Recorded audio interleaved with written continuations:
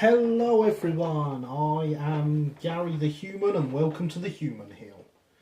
And if you don't get that reference, you should be watching Alex's streams more often. Welcome back to the workbench. We are live with some good news and some bad news to start with. The good news, of course, being that I got our wonderful cardboard carriages primed, so they are ready to take paint, and as you can see they look just as good as any etched kit. The bad news is I have run out of mahogany paint to paint them with. Hello James, good evening, how are you?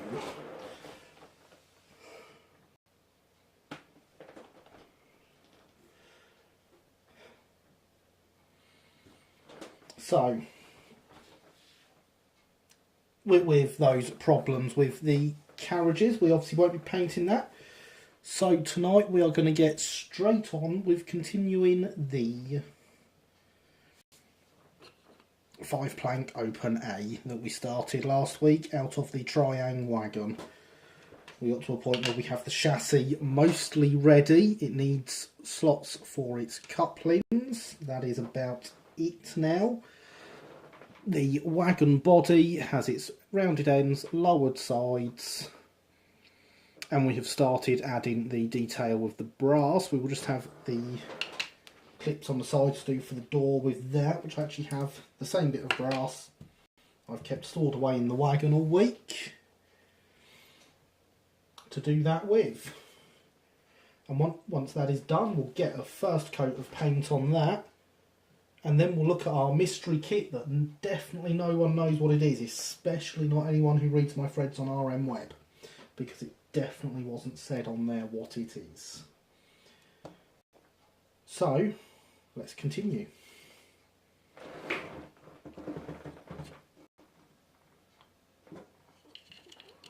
With the wagon, you can hopefully see here, when it focuses, the door clips at the top here and here. We just need to replicate those out of brass, and then we'll move on to getting the bar across the top. He says, looking around and noticing his picture frame wire has gone walkabouts. But we'll deal with that. That's fine. So for these, it's very basic. I just hold the brass up to measure it against the gap in the door it will be sitting.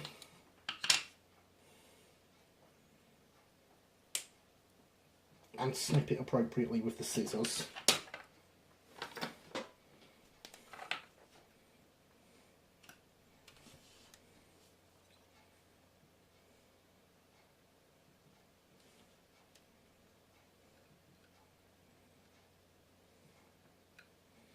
With that done, I can put it in place and make sure it fits. So for those that couldn't see it,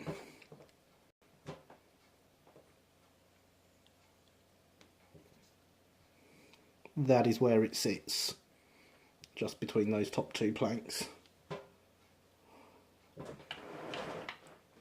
Hello Red, how are you this evening?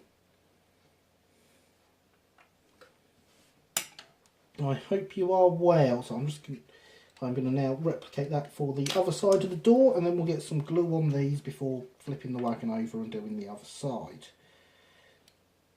Purely because if I do too many of these in one go, I will lose them because they are that small.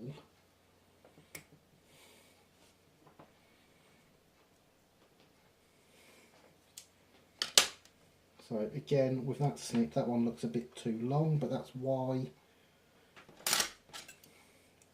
we test it.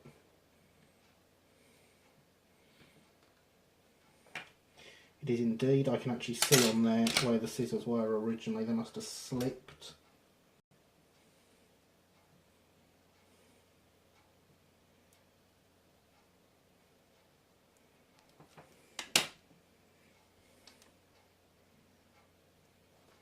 That looks a much better size. Right, let's get a blob of glue.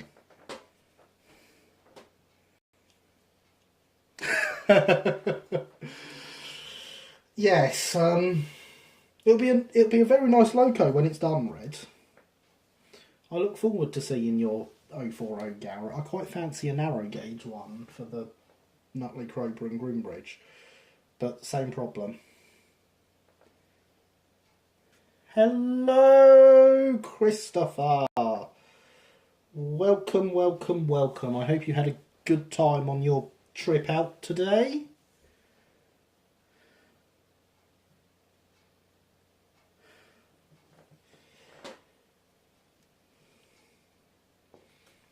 And as you see, your offer to cover me with my internet problems was not needed.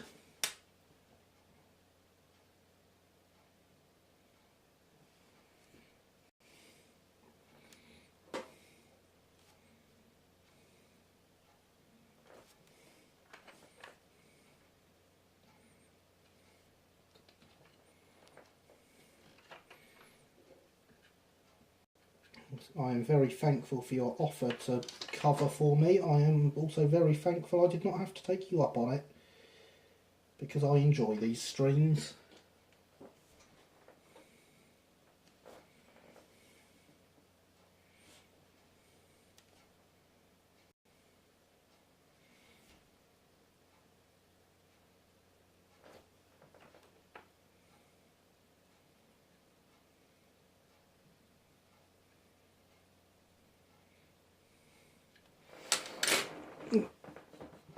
So, with that done, the focus will come in, and that is all we have to do to the door. Although the one on the left is looking a bit low, so I'm just going to push that up.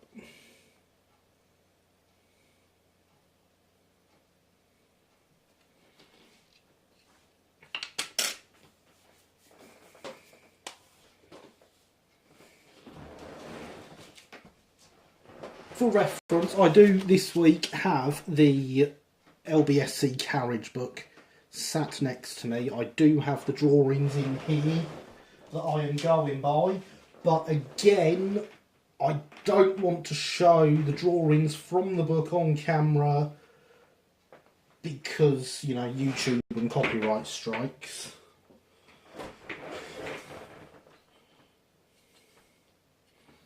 But if you want to do Brighton Wagons, that is the book to get.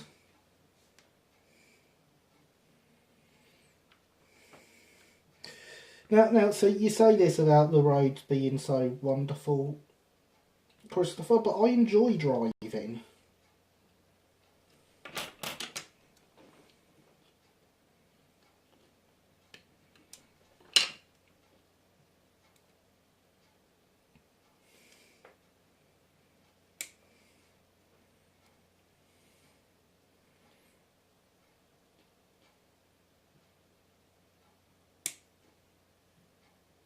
Yes, it's a very good book, Alex. I do have a South Eastern and Chatham one as well, although that's currently with a friend. So we can do some South Eastern and Chatham wagons at some point. And, you know, they might cost me less than 30 quid that way.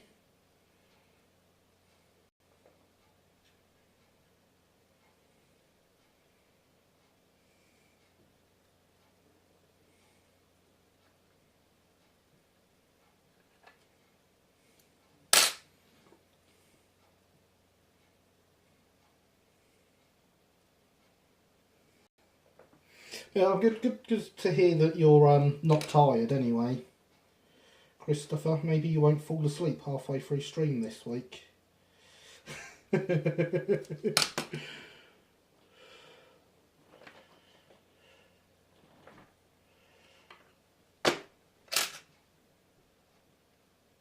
You don't get to call me odd for liking driving, Alex. You don't drive.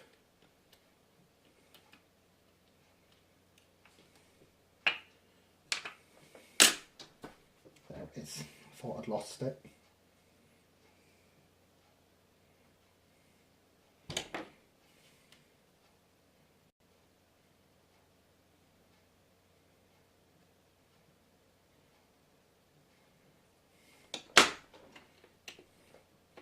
Oh, good, that's what I wanted. We'll stick that back on in a second as well then.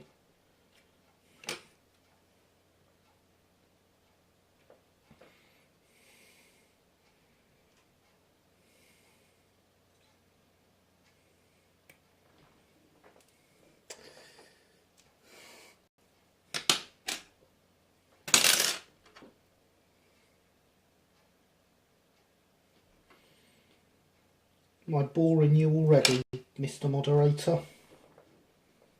Sending you to sleep?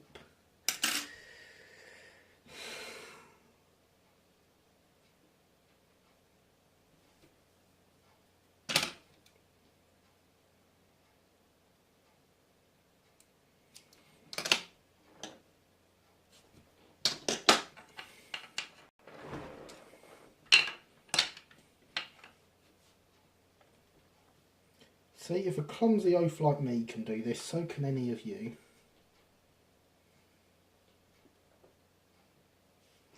Oh yes, I know you fall asleep mid-stream as well, Red. It's kind of my own fault for streaming late at night, but it's kind of the only option. I only send the kids to sleep about 10 minutes before I start. So I couldn't exactly stream earlier in the day. Not reliably, anyway.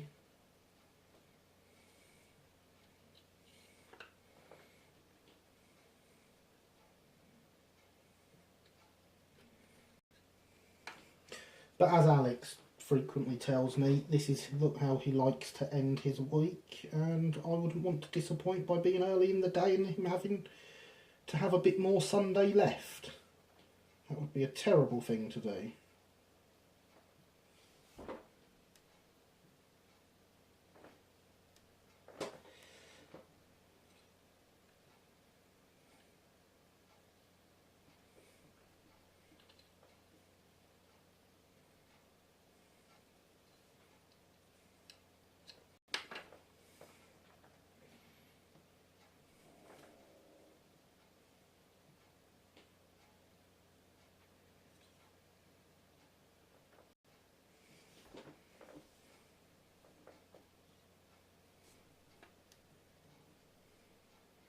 Oh well, thank you, Red.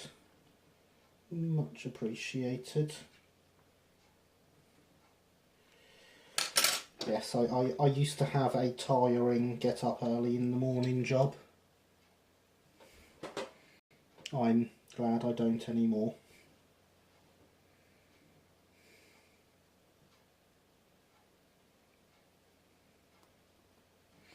Well, that's a bit of a different situation, isn't it, Christopher?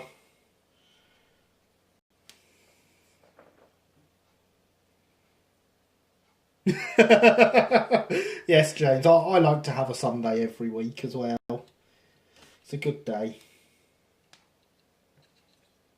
No, there's not enough glue on there.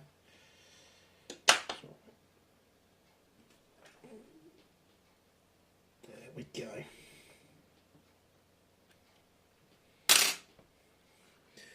Well, they're saying that Sundays through the day is actually my major housework day, so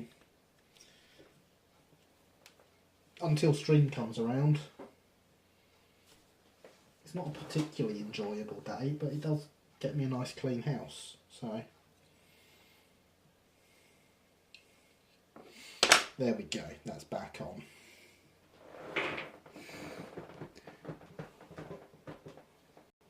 So there's the side we've just done, and there's the side we did first. Doors are now complete. Time for a quick bit of hydration. It's very important, kids.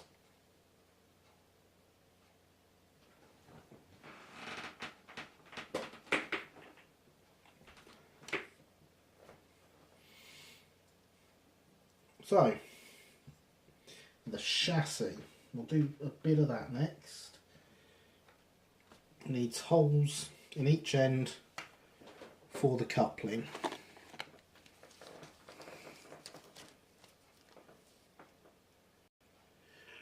Thanks for popping in, Ian. I hope you are well. It is good to see you, even if it is only a flying stop. We will be finishing this wagon and starting on a reasonably old white metal loco kit.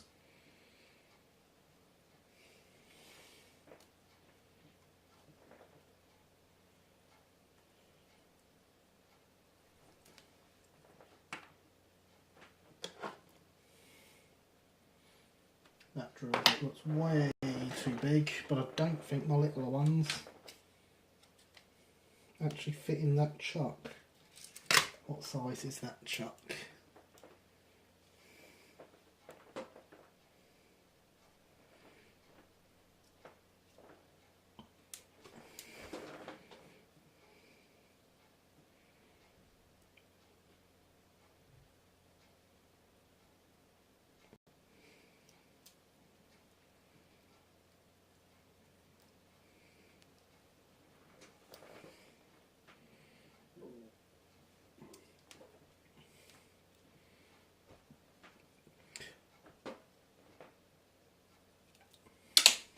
Well, Ian, before you run off, I can reveal, because it has been revealed on RM Web, everyone knows it. The white metal kit we are starting tonight will be this one. I am told it's a bit of an awkward kit, so it should all be good fun for us to do on stream together. I will hopefully, once this one is done, get some wheels for one of my Southeastern Finecast or wheels kits. And we can build that together to see what an easy kit's like.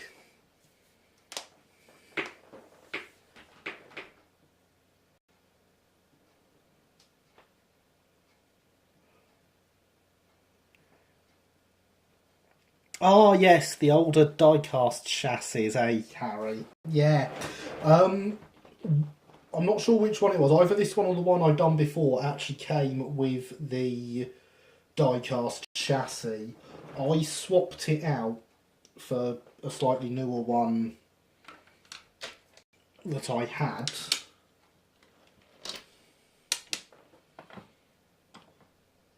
Because of that reason, you know, it's alright if you're using other couplings, but if you're using scale couplings like mine, then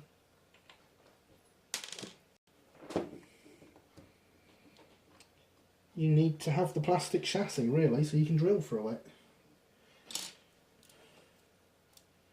Anyway, the answer is I'm not going to get a smaller bit in there.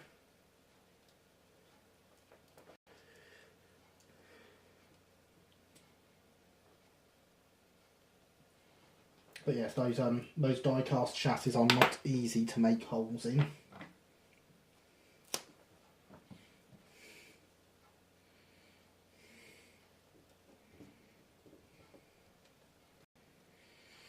Thank you, Ian.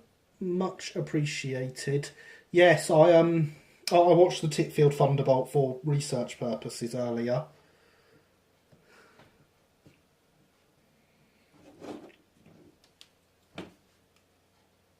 Because, you know, what choice did I have working on the Lion? I'm going to need to cut that a little bit further out. So I can slot the anvil through it. Which of course is not a problem most people have. But as this is quite brittle plastic, I want to have proper support underneath it. As can be seen there by how much just broke off that I didn't want, and in fact was the opposite direction to where I was cutting.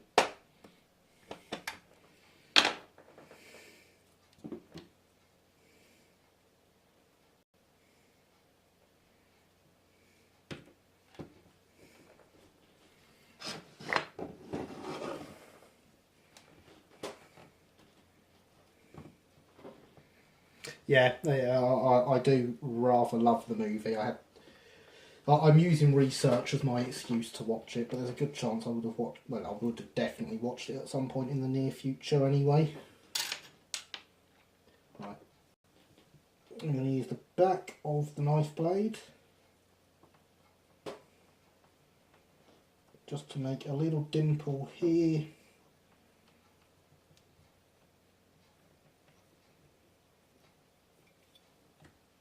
As a pilot hole for the drill to follow. I'm going to keep my hand holding the anvil down.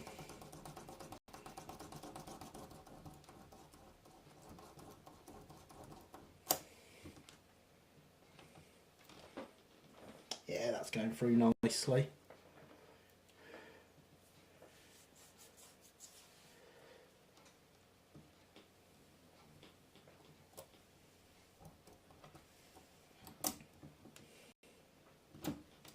Another user of scale couplings, brilliant.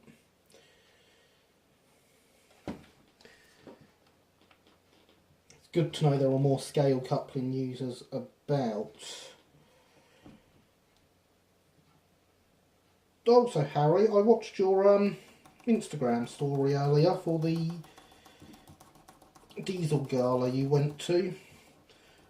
Did you actually go to the gala proper, or were you just recording video from down at the bottom of that bridge?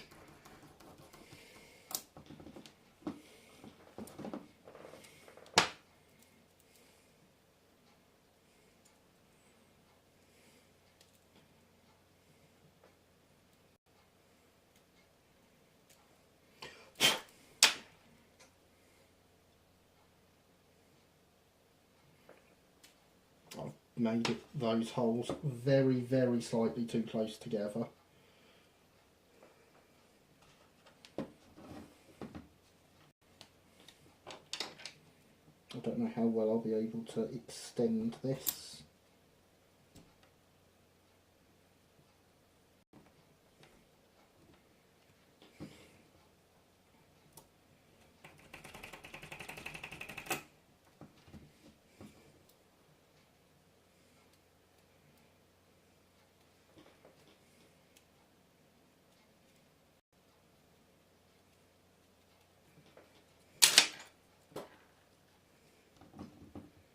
Ah, excellent. I hope you had a good time there.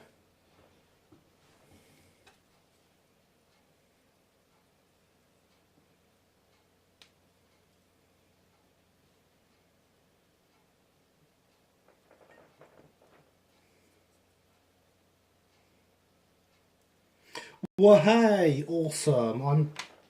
I'm glad someone has let me know how that went. I saw that was going on and knew I'd be missing it, and now I've just realised these are screw links that I've got made up here. Not free links, they're the ones out of my carriage. So, although that fits, I need to make up some new couplings.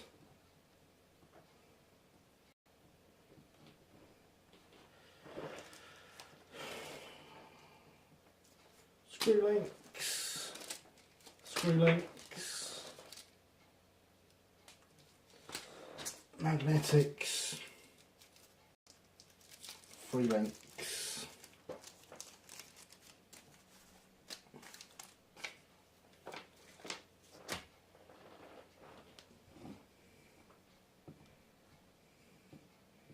Excellent, glad to hear it, Harry.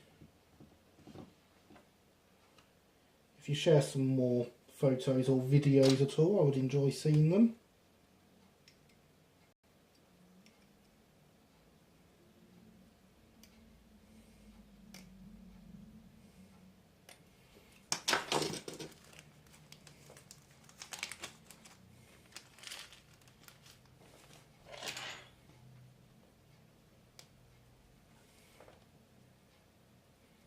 They're the same hooks, but we're going to test it anyway. Yeah, that's gone through fine. I need to cut a bit more out this side so I can get the anvil through.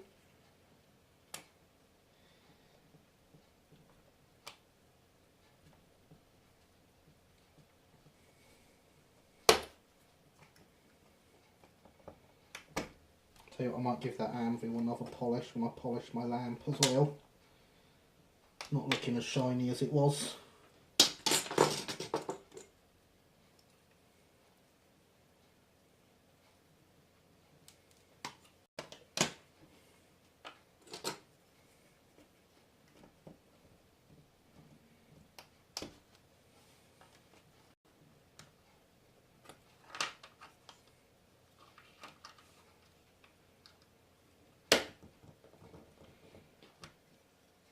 That was a bad noise.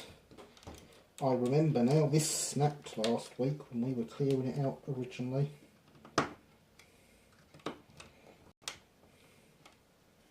And that was only big enough to fit in the coupling holes. Excellent, I would appreciate that, Harry. That would be excellent. Yes, I would enjoy that. What do I do with my pin?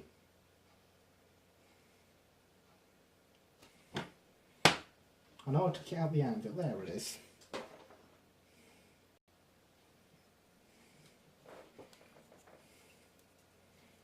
Just going to put a drop of super glue where the buffer beam was snapped. It does not want to come apart. It's still very, very, very strong.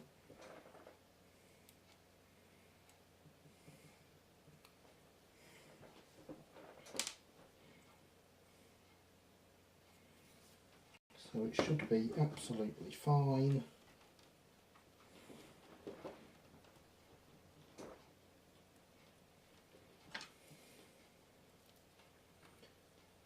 Now when I'm drilling these holes in the buffer beam, because of the way Triang moulded them, you do have a mould line that runs straight across the middle there. I don't know how well you're going to see that on this up close, or if we can get the focus in, you should see that hopefully. You can see the moulded line right across the middle of the buffer beam. For these couplings I can put a hole slightly above and slightly below that line, and when I link them it makes it about the right size.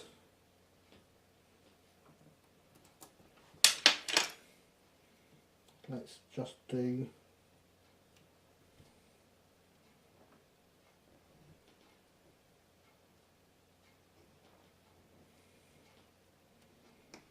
the pilot hole with the knife. I should have saved gluing this till after this was done. That was a silly idea.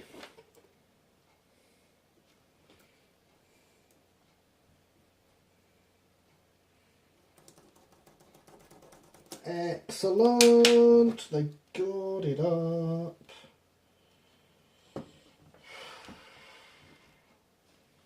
SpaceX helping you get it up. Sure there's a tablet for that. PG, he says. PG. Always PG.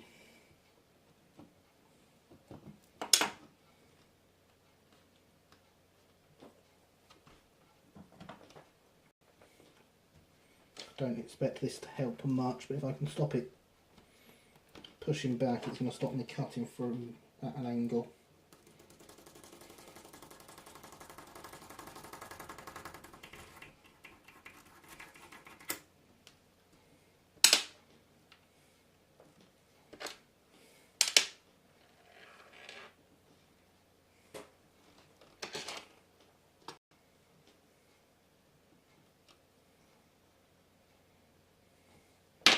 Still managed to slip with that and not get the hole where I wanted it.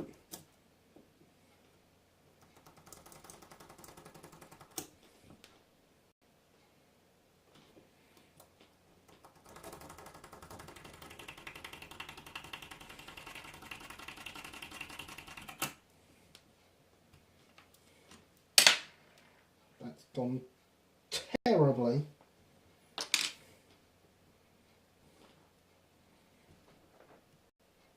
It slipped back into the first hole, so it's not... Yes, I know it's PG. I don't know what you're on about. SpaceX help you get your satellites up. I don't know what you're talking about. Very PG.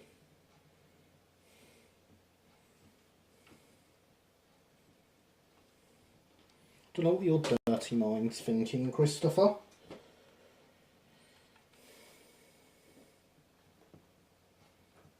I even said I was talking about SpaceX.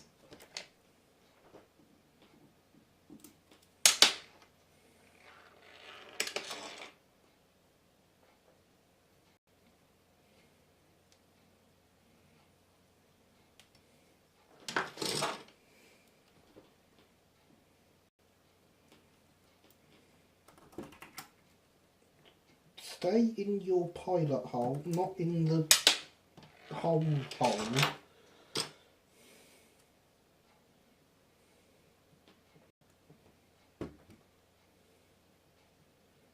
Make me cut it with the knife and then it'll go terribly wrong.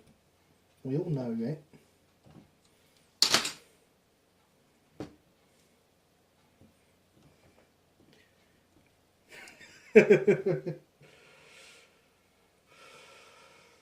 PG tips. Yeah. I'd love some if you're making it, James.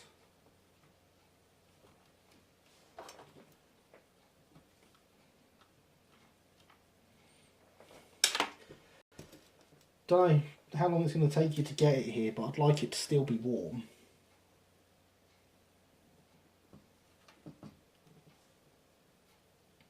It's not quite central, but it goes through the hole. That'll do.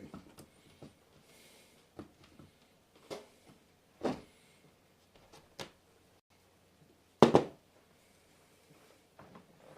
pick the blue tack back.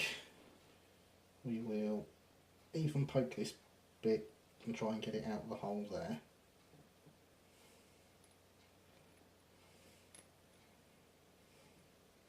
There we go. Now that can be used for holding my pin again. But I'm going to put some more super glue into this.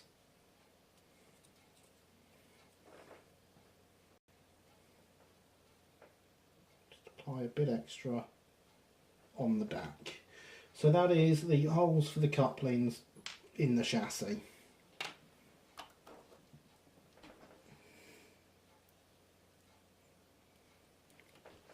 Yes, emailing me the tea, that'll work, yeah, definitely. Email address can be found on my website, links in the description below, oakhillmodelrailway.co.uk. Hydration, people, it's important.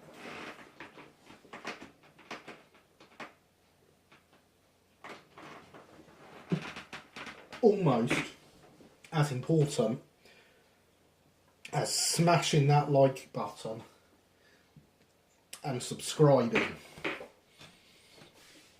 I'm a good YouTuber. Feed my ego.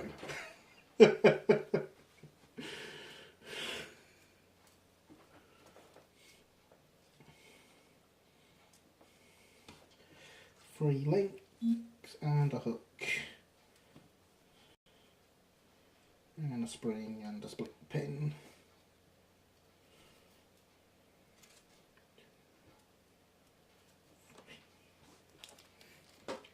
And the rest can go back in the bag.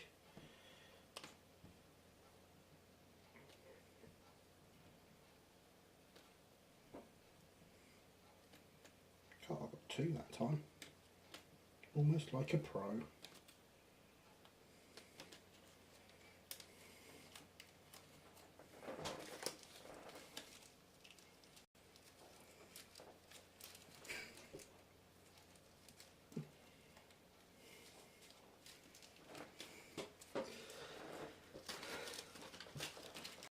Yes, you can feed my ego with tea, James. Wow, the lag must be bad if you're only just getting that through.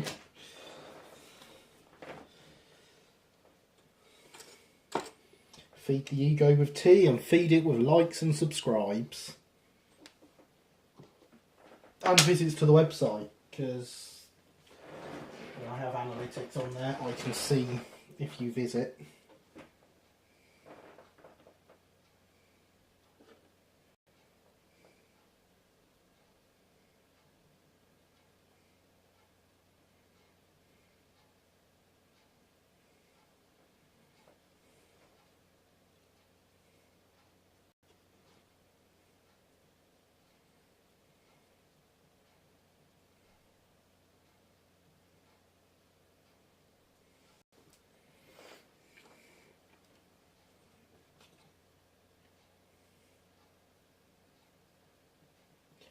So we're just making up the couplings. We won't actually fit them until the rest of the wagon is done, but this means that they are there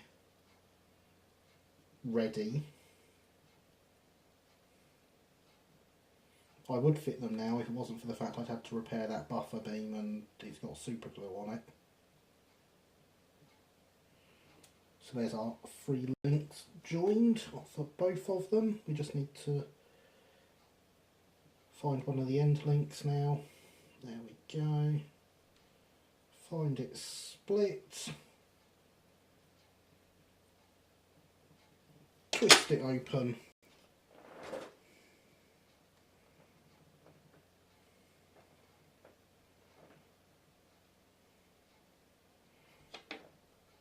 And feed it through the coupling. Thank you for posting the link there, Christopher. Much appreciated. I should say, everyone, for those who haven't been and looked, the website is now at a point of very near completion. All the main pages are done. I have also started work. The only pages left to do are the layout information pages for the individual layouts.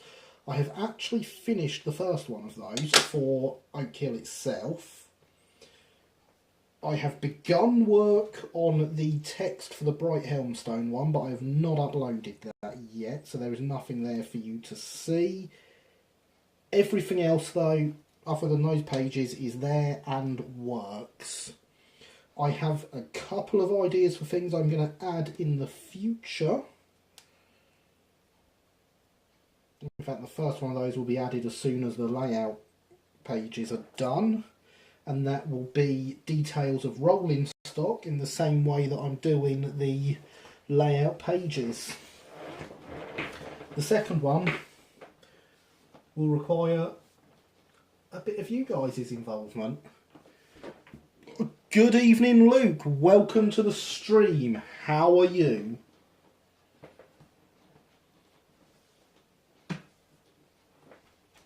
Let's put those couplings aside with the chassis.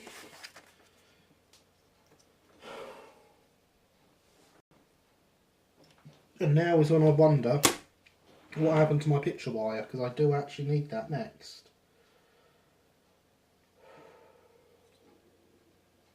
I'll tell you what, if I find my picture wire in the first place I look, we will use it. If not, I'll change my plans for this wagon. It will become one of the ones that didn't have a wagon chute.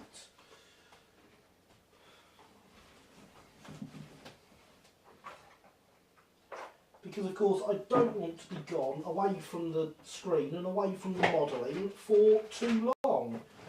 I'm hoping I haven't gone too quiet as I'm over the other side of the room just checking out what I've done with the picture wire.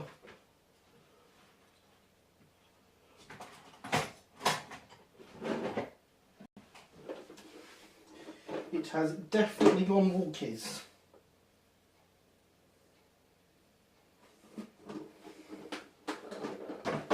It is not in any of the toolboxes I have had out, so I do not know where that is.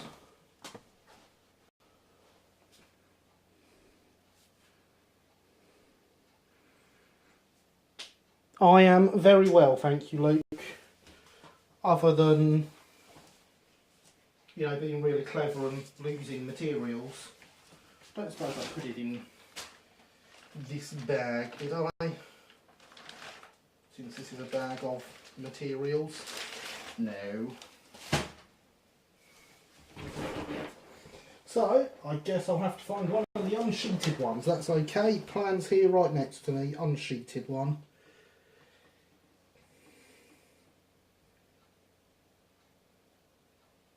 Built by Craver. That's the same batch as the one I was going to do it as.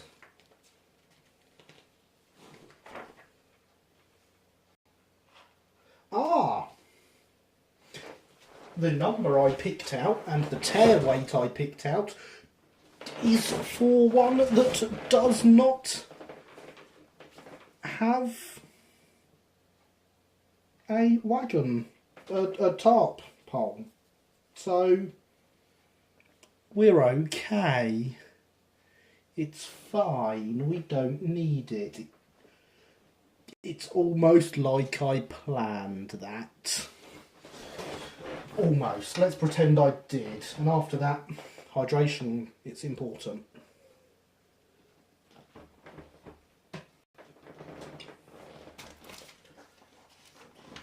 Trying to pour another glass of the generic sugar-free black fizzy liquid with a red label. Definitely generic. Yep, no brand names here. And look, I didn't spill it this week and I haven't broke my glass yet.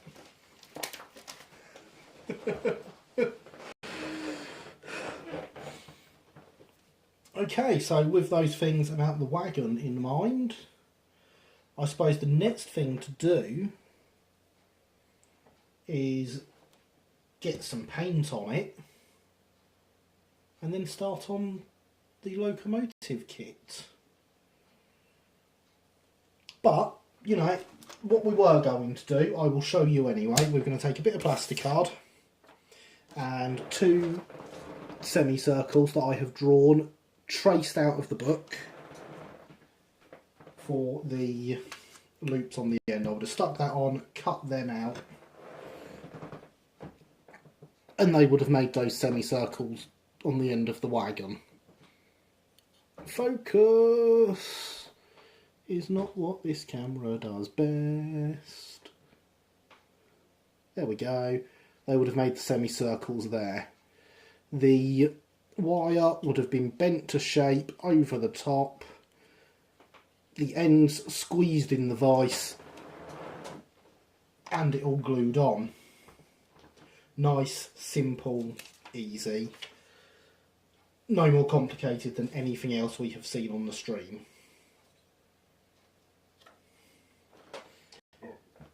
So with that in mind, they can go over there. So now for Brighton Wagon Grey, I have found, as has been mentioned before, Matte 27 by Humbrol. Makes a good colour for that. And that is what was used on this, and it was what was used on the brake van. I love that yet in chat, Harry. I have not broke my glass. I will not break my glass. This is another one of the £20 glasses. I will not break it. I only have 2 of these left. So, I'm going to have another quick look at the side before we paint it. Obviously at this point you can still see the remnants of the diagonal bars and you can see all the planking. So the idea is we'll get a coat of paint on there. You will still see the planking because we scored it nice and deep, if you will remember. You will however not see the remnants of the diagonal bars from the original wagon.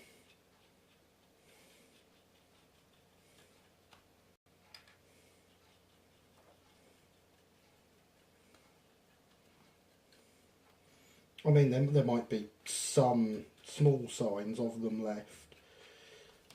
But when you consider what this wagon started life as, it's a very different beast to what it was.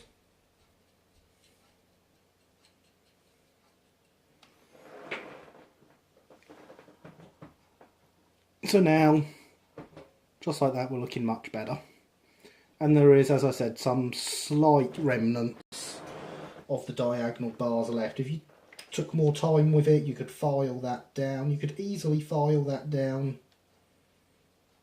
Now, after the paint's on, obviously it shows you, once the paint is on and everything is one colour, you can see how bad things are and decide whether you want to bother with improving them. In fact, in this instance, I'm not going to, because they are showing up on camera a lot more than they are showing up in real life. And honestly, I don't think there's any need.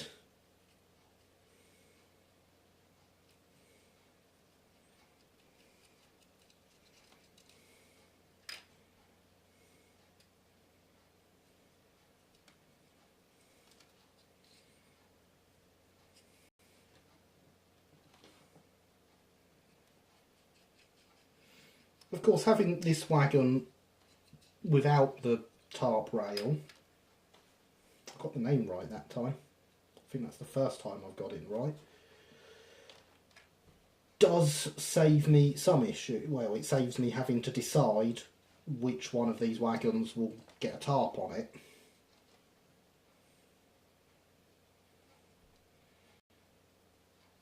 It also means this can be this one will get weathering on the inside to a greater extent, possibly looking like it's carried coal or some such. But we'll come to that later.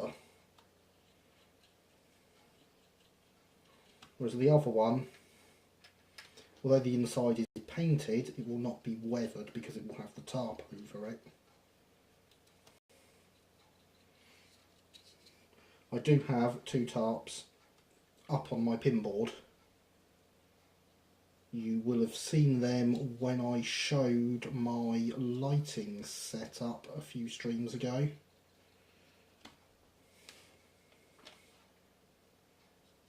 But I will get one down in a minute and we can have a look at that closer. We won't be putting it on the wagon tonight because I've not stuck that wagon together yet. I don't think there's anything else for me to do to it, so I might get that done and the tarp can go on once it's stuck. In fact, no, there is nothing left to do to that. It's got all its transfers and everything.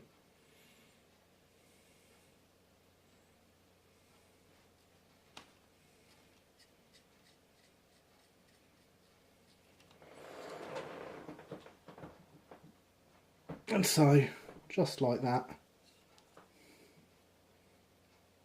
we have a much more Brighton looking wagon. We are now at that point where you look at it and can't see that it was a Triang 7 plank. The chassis. This only had brakes on one side. I've got a picture of it. There's a picture of this one in the book. It only had brakes on one side. I need to correct that.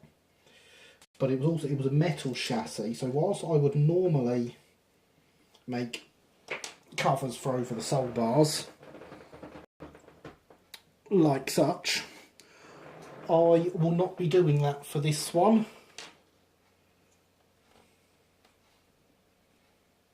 Because it had a metal chassis. Built in 1896 and it had a metal chassis. I'm going to clip this off.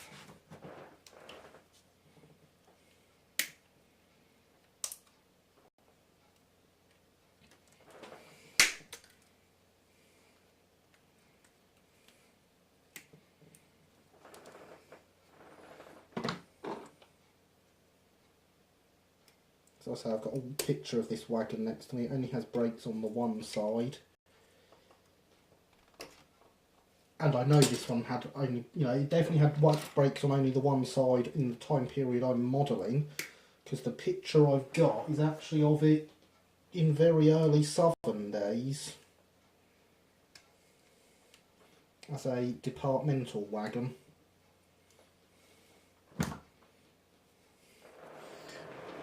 So now we only have brakes on one side. Obviously, if I was doing this as a fine scale model, which I'm obviously not, I would want to remove all of the brake handle and everything from this side. But if I was doing it as a fine scale model, I wouldn't start from here.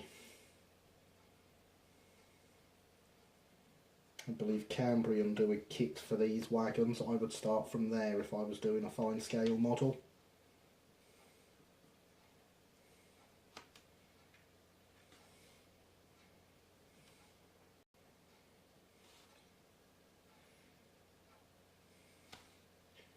I'm painting round the top of the chassis again, as we did on the brake van, so that should the body and chassis not completely meet, there will be none of the black plastic will show through, and that actually hides discrepancies such as them not meeting a bit. Makes it a bit more forgiving on the eye.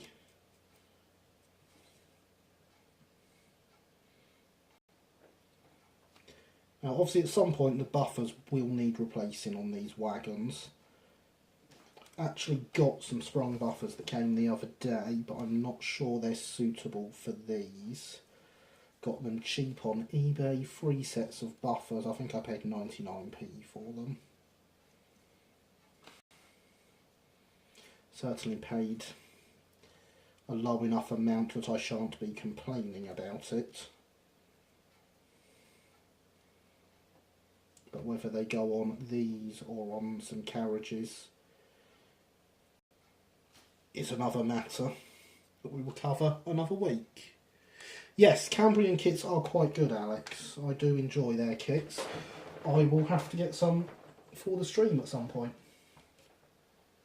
Hydration. I'm really thirsty tonight for some reason.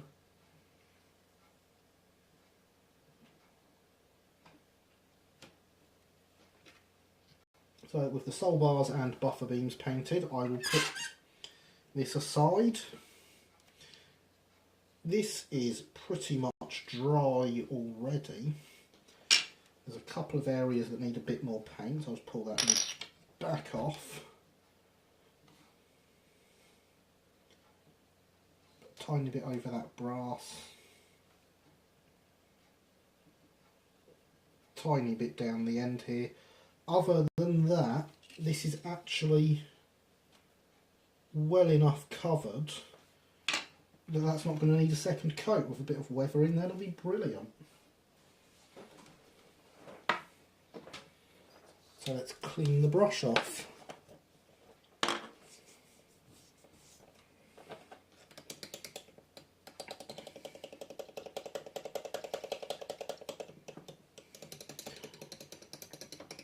Thank you, Red, for your compliments. I've just seen that one come through, even though it was sent a few minutes ago. But yes, Alex, Cambrian kits are great little kits. I'll have to get some for the stream at some point. There's a couple of other manufacturers I want to cover on here as well. Clean enough, dip it in the water. Now, because that's dry, pretty much dry, we can get straight on with the interior and give that a coat of paint. I used to use quite a light wood colour, which I think was Humbrol's Natural Wood. I can't remember what number it was, but that's what I used to use. Until the other day when I was doing this first one and I discovered I didn't have any. So instead, I used Rail Match Sleeper Grime for the interior of the wagon. We're going to do that on this one, and I think you'll agree with me that it's actually quite a good colour for the interior of a wagon. It's not supposed to be a clean thing after all. I think some of the things these will have carried, there's no chance it would have been clean. This pot's looking very low. Luckily I've got another one.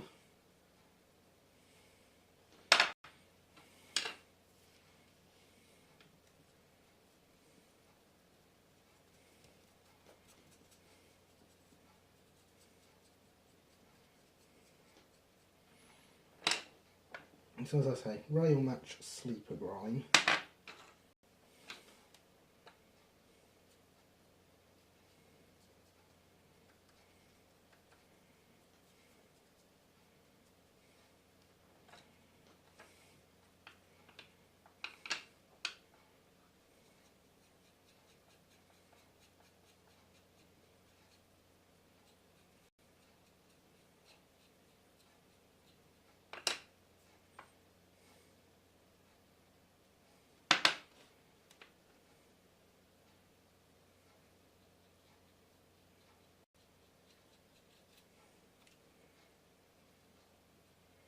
And the good thing about Triang is they did actually do some basic detailing of the insides of the wagons. It's only lines where the planks are, but it's better than nothing. It's better than some of the stuff that comes out from Hornby now. So, rail match sleeper grime. A great colour for the inside of your wagon. I don't know how well that showed up on the camera there.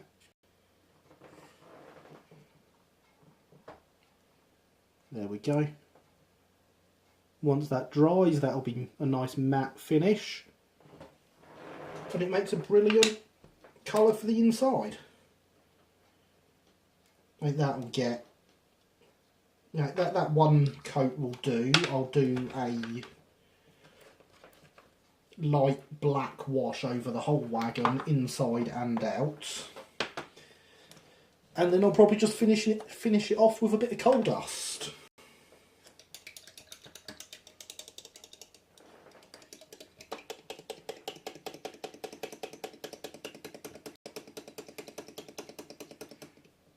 I think that's a great idea, Christopher.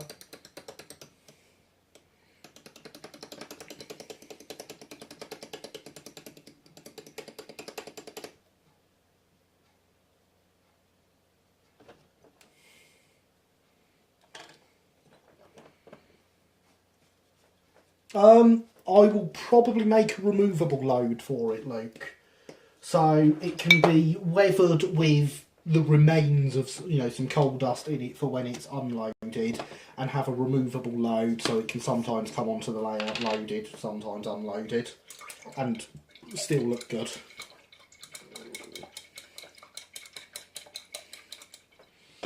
Now, everybody, my website. Idea number 2. For that I mentioned yourselves having some involvement. So I'd like to get some opinions on my thinking here.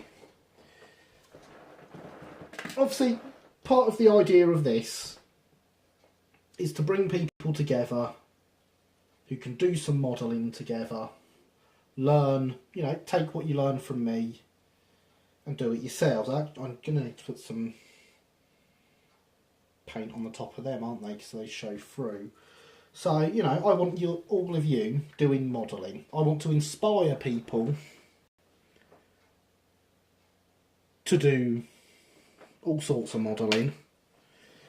So I'm thinking of adding a section as a gallery of your projects, things you have done, whether they're inspired by things I've done or not. What does everyone think about that?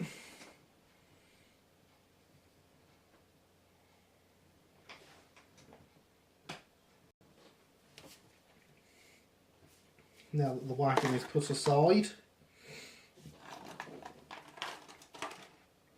don't need anything from in here except for the wheels for it, so I will put them in there, and this tub can go aside. So, whilst I wait for the feedback on my idea to come through, because lag,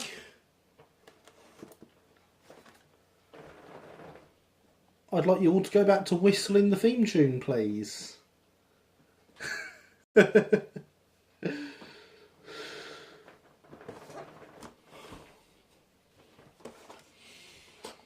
Because out comes the thunderbolt.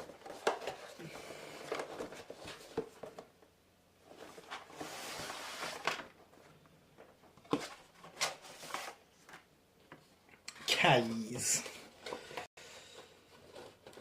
Not a name that has not existed for quite a while. I do not know what the state of the... not just LBSC stuff, James. Anything. Absolutely anything you guys do.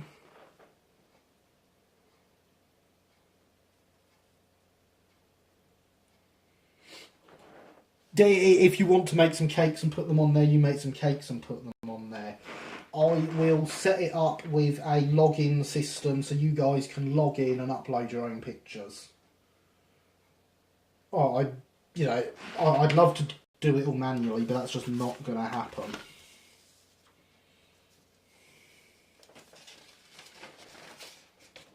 I'm glad you all like the idea because, I came up with it and I was very happy with the idea. That is the instructions for the motor and gearbox, which came separately from the kit. That was an add-on you could get. And here we have the instructions for the kit.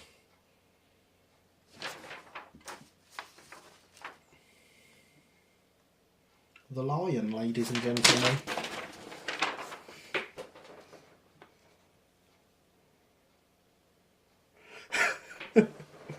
Everyone loves a good cake, James.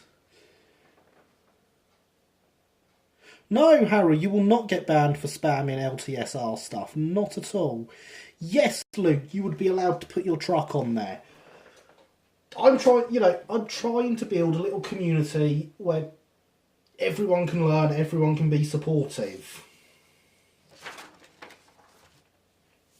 So, whatever you guys are doing, I would love to see it on there. I'm glad to see we have what seems to be quite a lot of agreement on here. Just here we go, guys. 1978. And I do believe these kits weren't actually out for long, completely sealed. This cost me a lot of money, this kit, I'm not going to lie.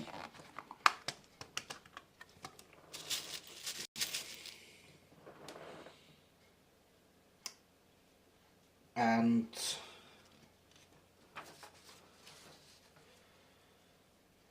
we are going to build it together here on stream.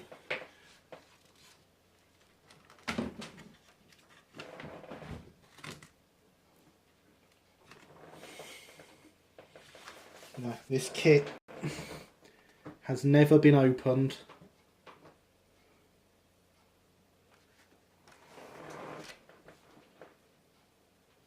Start with the tender.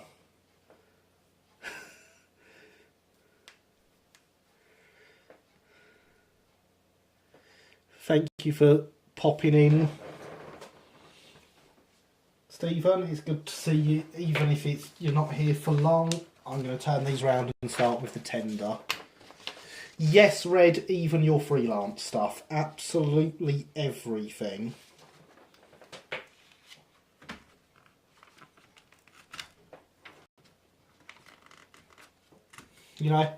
My streams would be nothing without all of you.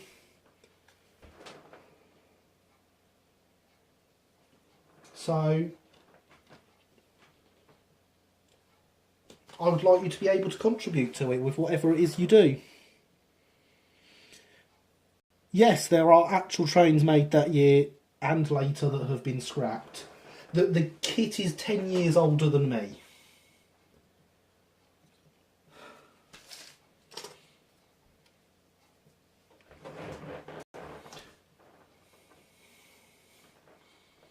Just having a quick look over the instructions so I can see what I'm doing. Right, these are the inside panels of the tender. So you've got tender sides, tender rear.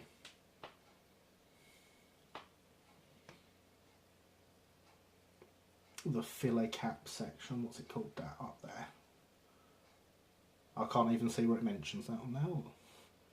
In fact, it doesn't have a name for that on there, but that's obviously where the coals, that's obviously the top of the water tank.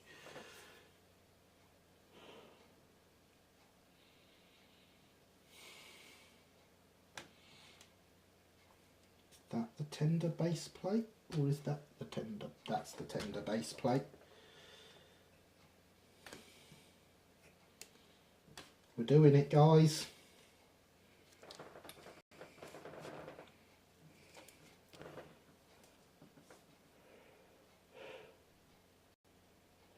Yeah, I guess the emphasis was more on the eek, Stephen, but You know, when I think about it, the tender's the best place to start because that's not motorised.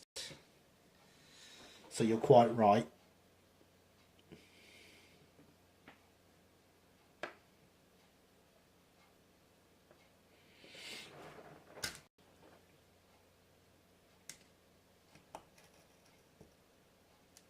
Yes, so again, for those I haven't warned, I have been told this is not a particularly easy kit to build.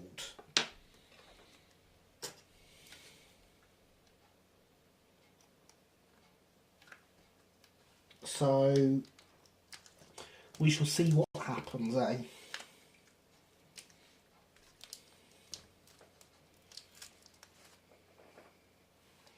That's it. The first piece is out. There is plenty of clean-up to do on that, so I think I will do that now. You can see if it focuses. Focus, focus, focus. There we go. There's a lot of flash on there.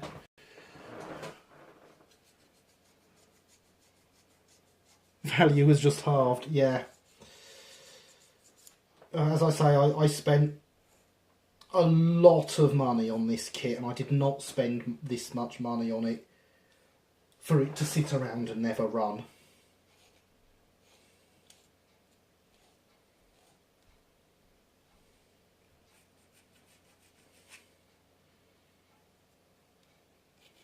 Of course, I do have the option of building it as Kaiser intended,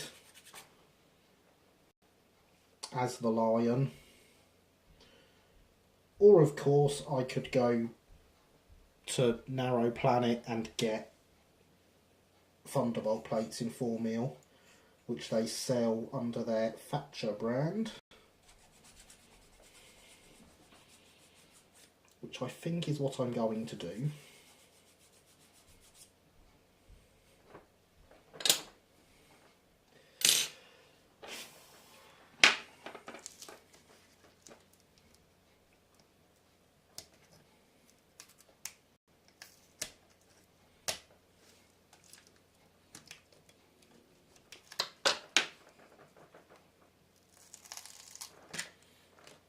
And oh yes, if we're talking about the value of things, I should point out my model of my Dapol Terrier, or sorry, no, it's a Hornby one, old style Hornby one obviously, that I converted to Hailsham,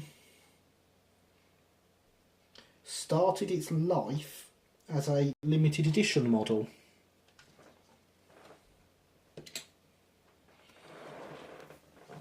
So, you know, collectibles be stuffed. You can see here there's a lot of flash on all of these parts by the looks of it. If I could get it to focus, there is a lot coming off the front there.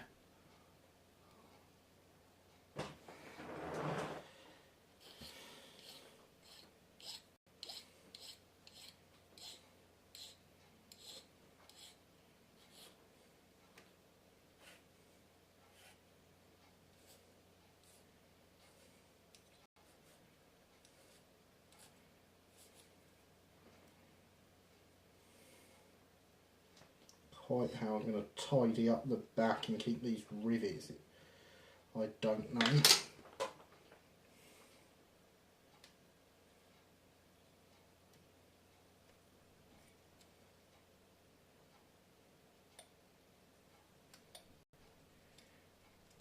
Like that, he says. That's how I'm going to make sure the rivets don't come off. I'm going to use a knife and be very careful.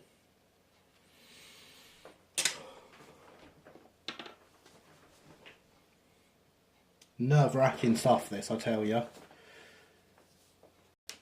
Have you run your Baldwin yet? Actually, Luke, no, I haven't. I need to get that out. That's the only one of my narrow gauge engines that hasn't been on the test track. It's run on this bit of line over at the back here that I've got. Let's uncover that for those that haven't seen before, I have over the back here a dual gauge test track. It's a 16.5mm track. It's a bit of Pico Code 100, I think, which I added a third rail to at 9mm so that I could run my 009 stuff on it as well when I'm testing. So I have the 16.5mm rolling road and the 16.5mm Gauge Master wheel cleaner, which had to have some modification for the rail to run through the middle for the 009. And it also has the beefiest buffer stops ever seen, in big chunks of wood screwed down with some sponge on the front of them, so nothing will ever run away on that track. At least that's the idea.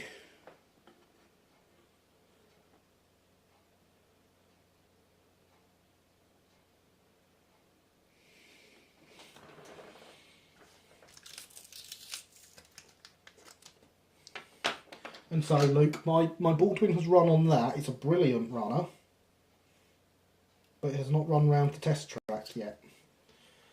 Everything else has, and I will endeavour to get a video out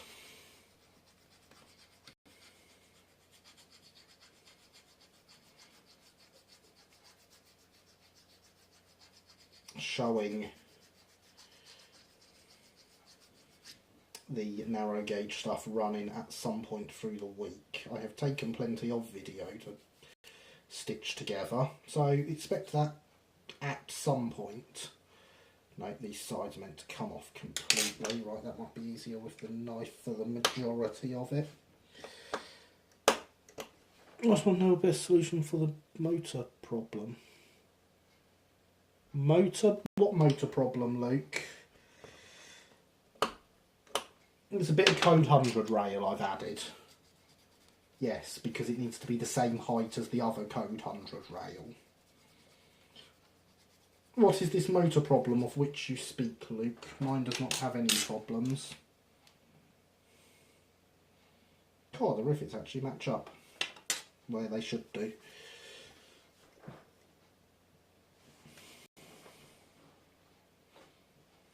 Right.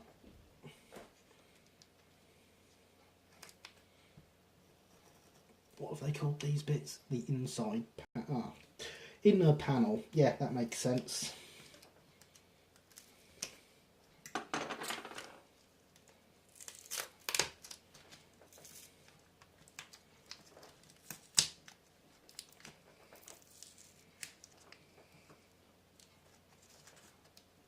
Problem is not the motor itself, but the blanking plate. What is the problem, Luke?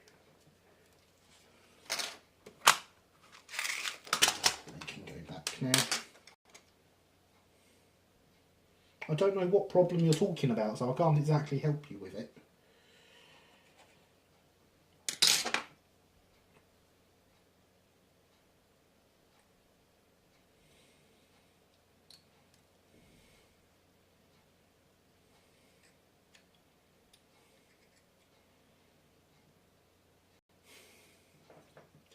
Just comparing these with the pictures on the instructions.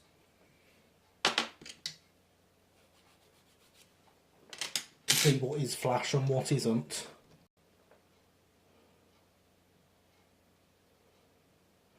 I read the problem with the motor up at the blank plate. I think fitting a decoder and running it on DC, removing the socket completer.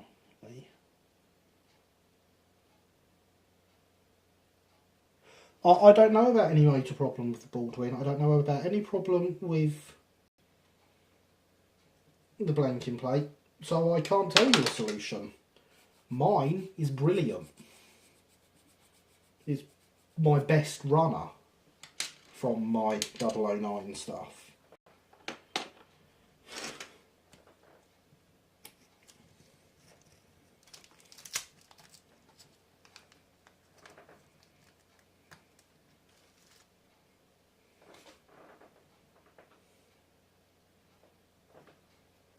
Alex knows about the problem. Of course Alex knows about the problem.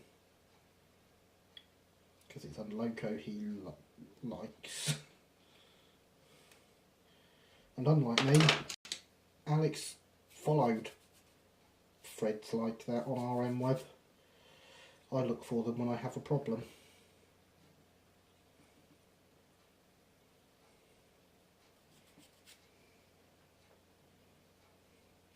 Glad to hear it didn't affect many. It certainly hasn't affected mine.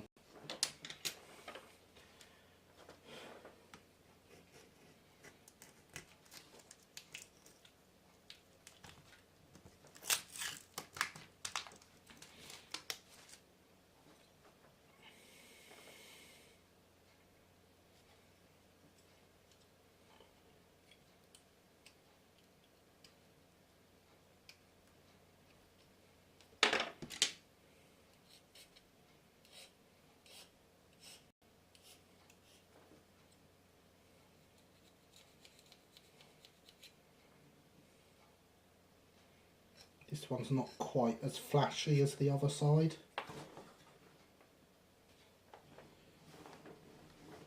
Caught it.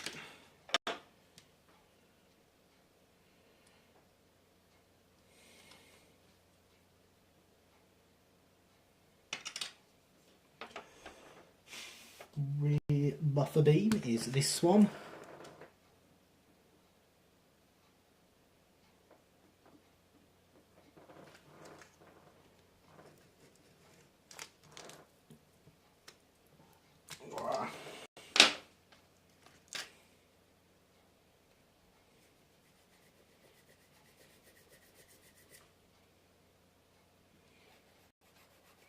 Well, I would hope they rectified the issue, Luke. I mean, they're not Hornby. Sorry, what? No,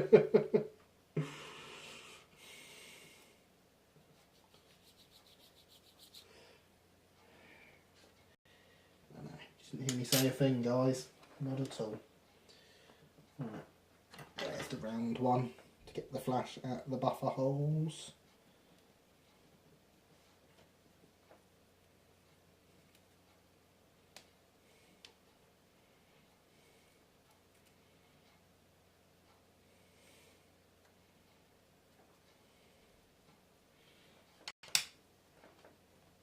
Right, let's have a look at parts. Oh, there it is. That's what we're after.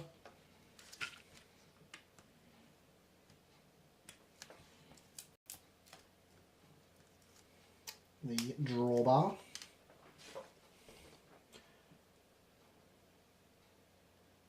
And then it's just the coupling to add, I believe.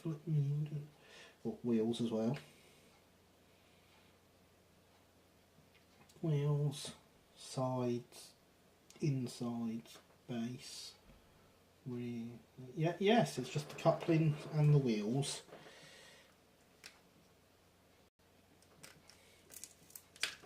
And of course, the good thing about K's kits is they came with everything.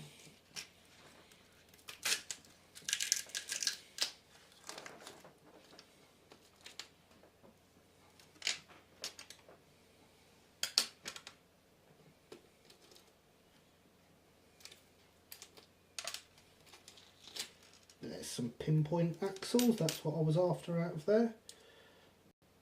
But we even have a driver.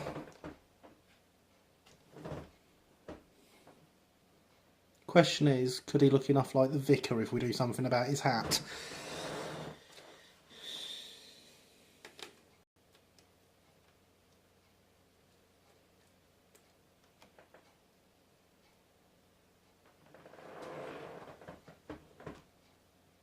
And tiny little nameplates. They really did come with absolutely everything.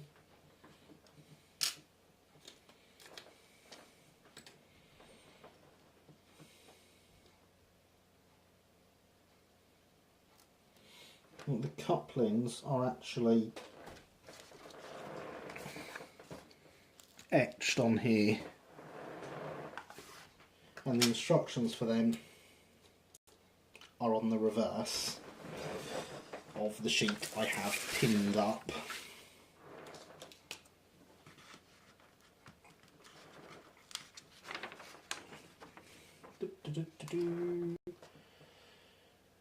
So I may,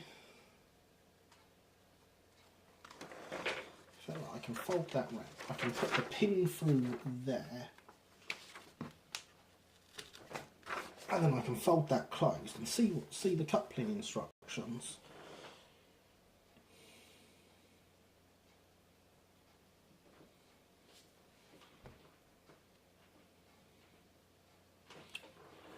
Yeah, they're definitely on there.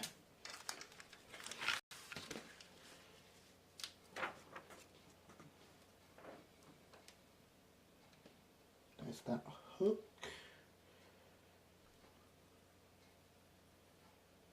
Two loops. That.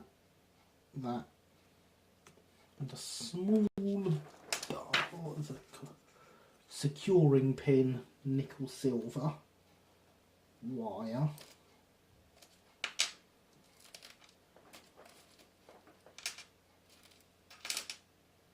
I'm wondering if it wants me to provide the nickel silver wire, because I've got some bad news for it if it does. Everything else is here, why isn't that?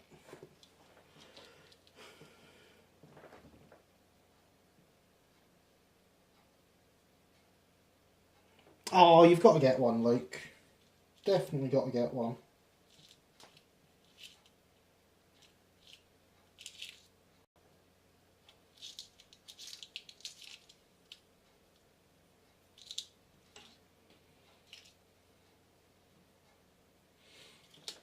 There does not appear to be any nickel silver wire.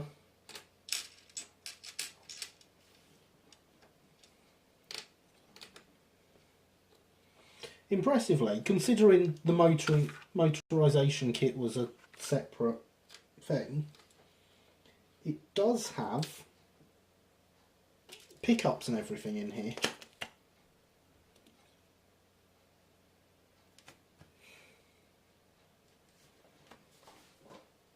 I don't know what I'm going to do about that now, because I don't have any wire that's going to be fine enough for that.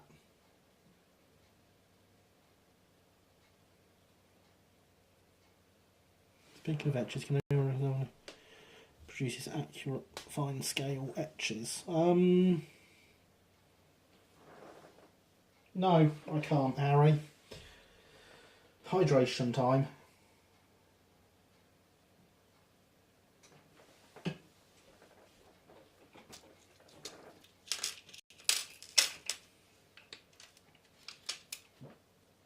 No, that is definitely just the pickups and not wire. Let's put all this back in one by one and double check, because everything else is here. It seems very odd that the bits of wire for the couplings wouldn't be. But at the same time, it doesn't tell me what to use for anything else.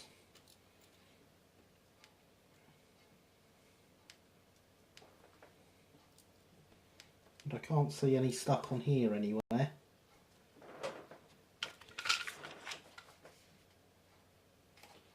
There is a bit on the motorisation kit, so I'm going to use that.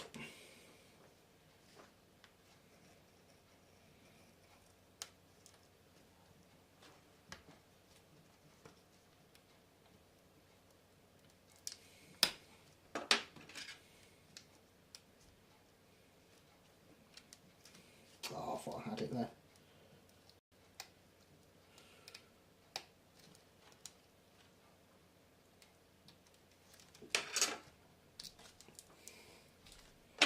No.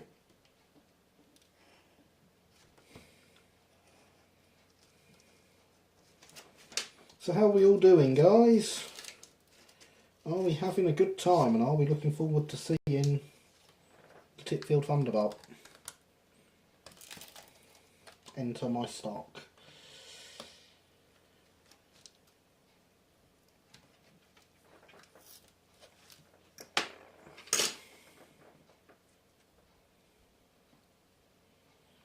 And what are we up to this evening, for those who haven't already told us?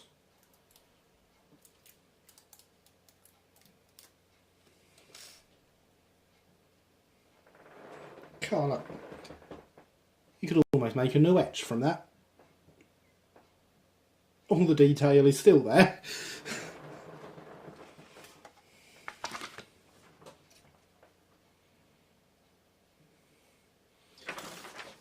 So guys, it's time. I'm going to pin this back open because I don't want to do the coupling just yet.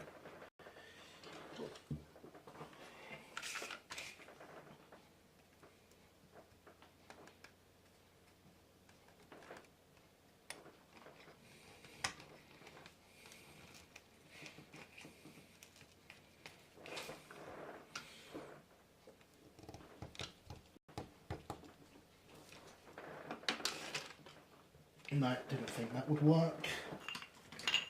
Never mind. Still alive, James, that's good. Always good to be still alive.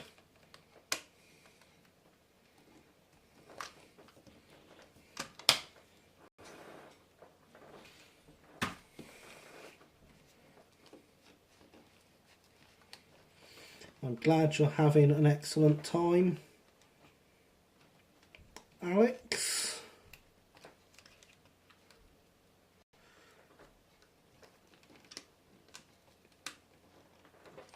I would love to look at your link. Renumbering a Farish 101 car.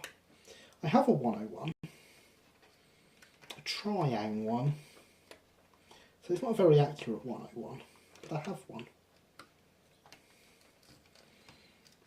This wire does not want to come through. There we go. Now, the question is,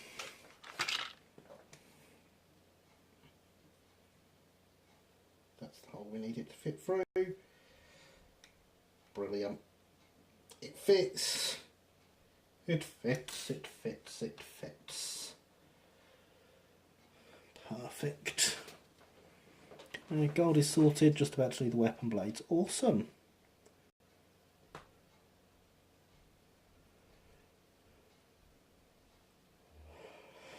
That's excellent to hear, James. Not even died once. That's impressive. Oh, we should get some wheels out for this tender as well, shouldn't we? We've got the axles. We should get the wheels out. I'm told these wheels will tarnish as soon as they touch the air, and they'll be terrible and unusable. So what I'm going to do is I'm going to build it with them, and if they do tarnish and are terrible, I will replace them. At the moment, they are good.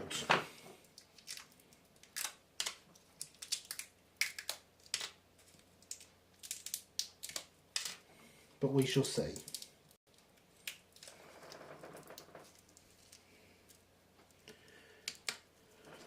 Renumbering an N-gauge does not sound fun, Luke. It sounds unbelievably awful. Let's be honest. And we have our special tool. They are actually slightly tarnished. Let's see if they polish up and stay polished.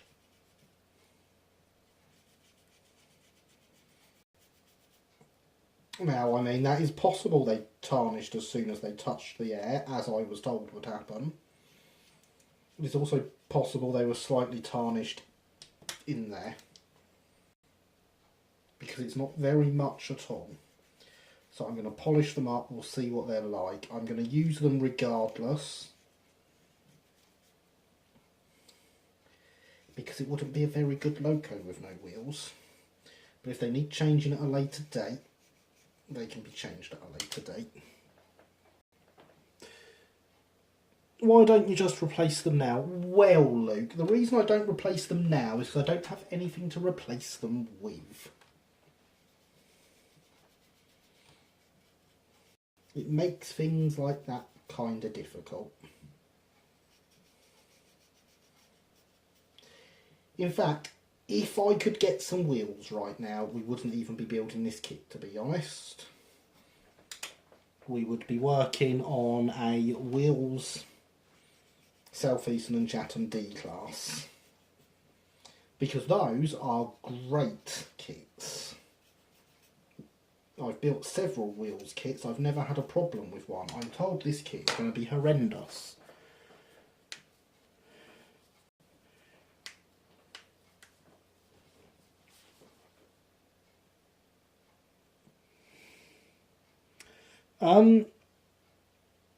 James,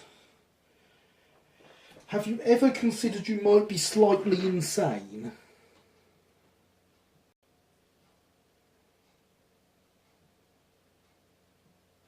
I've seen an Engage 121. Can you even see the no smoking signs on the insides of the windows? I wouldn't be able to.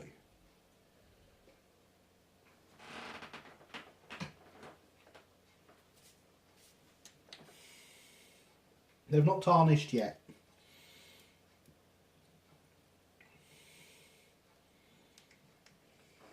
I'm glad you approve of wheels, James.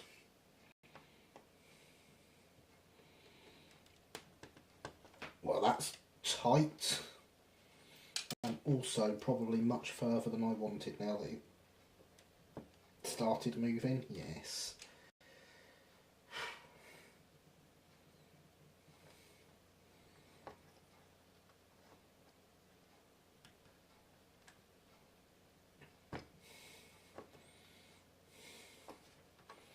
These wheels want to go onto this axle and never ever ever come off again.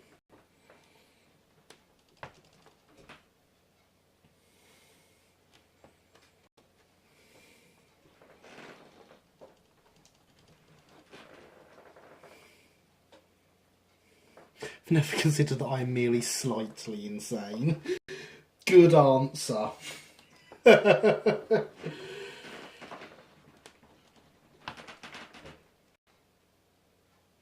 There we go. One wheel set.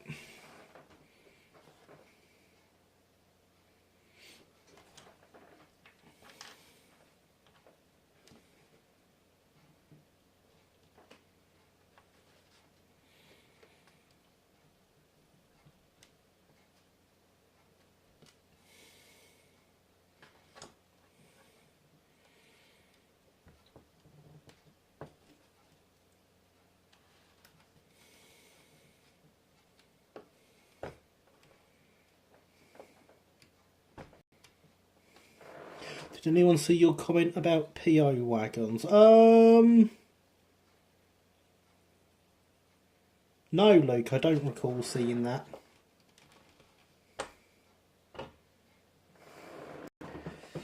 So there we go, wheels are on. I've got both sets done now.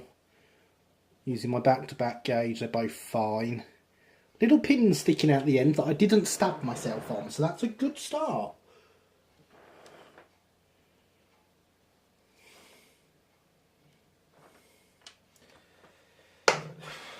So the two wheel sets are together. Glue or solder inner side panels to tender sides. That sounds nice and easy.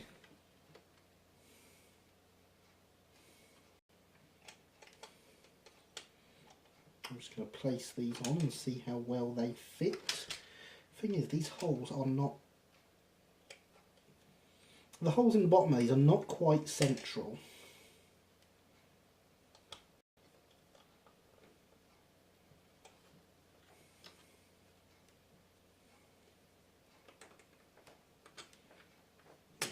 Be the other one, because I can see how this is going together because I've got the exploded diagram. So these are going to go here with their holes in the side, and that's going to plug in like that. And I mean, I've got 3 pieces here and they don't fit together.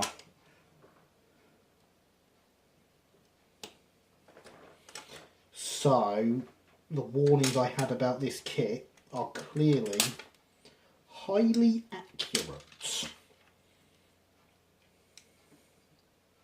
But that's okay. I can see why they don't fit. We can make adjustments. There is a slight step here. You could, okay, that shows up really well on camera actually. And it looks like if I chop that step off, it should fit okay. I'm actually going to do it with the file.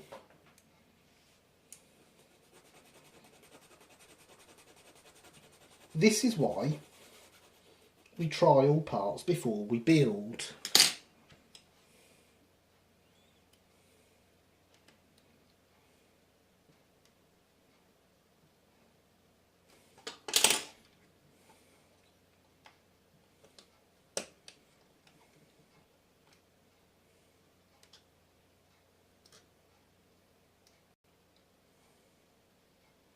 It's the right size at the back, it's slightly too tall at the front.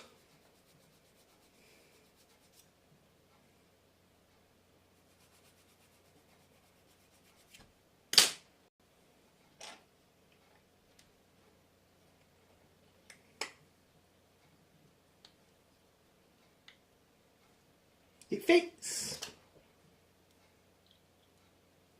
And that bit fits. Mostly. Stuff that fits is great. That's all the singing you're getting out of me tonight. It's time for some glue. Now I'm going to check the other one fits first, because it won't. Oh, it does, it fits.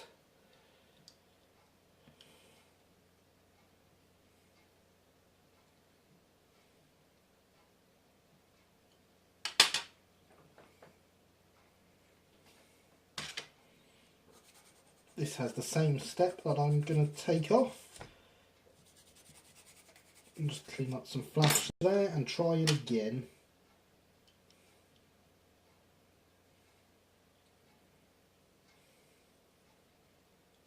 Yes. It also mostly fits. I believe the term is close enough for rock and roll.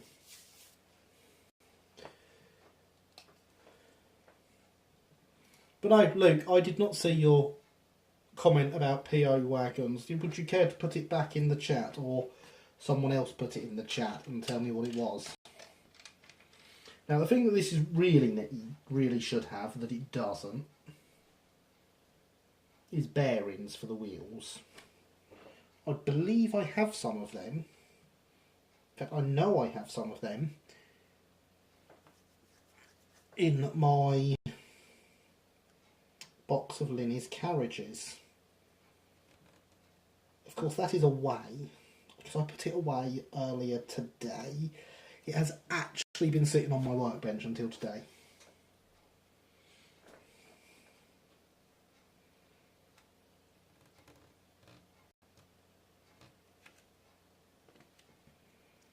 So, you know, planning. It's always good. Especially if you actually do it. So there's a lip down the front and back of here. I'm just putting some super glue in there. Of course you can solder white metal, but it has a very, very low melting point. You need low melt solder, you need a temperature controlled iron. Admittedly, I have both of them, but this isn't a stream for that type of modelling. This is a stream for showing people the easy way, which in the case of white metal is super glue. You asked when POW wagons were given back to their companies after the war. PO wagons, of course, yeah. Simple answer, Luke. Which war are we talking about? Are we talking about the First or Second War of the Worlds? Not the one with Martians, obviously.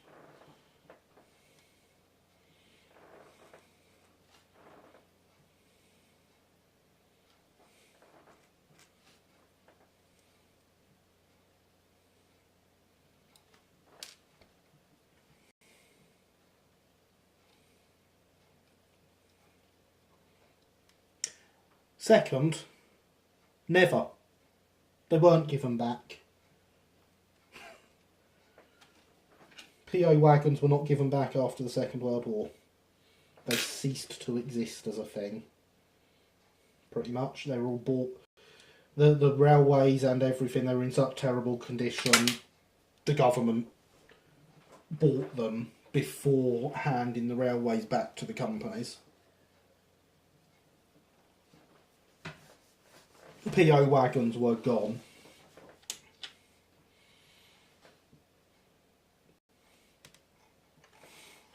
That's it, we've stuck some bits together. Progress.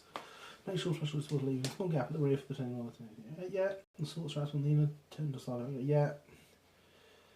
Have a dry run with the tender sides, back, base plate, rear buffer beam and wheels to check it fits.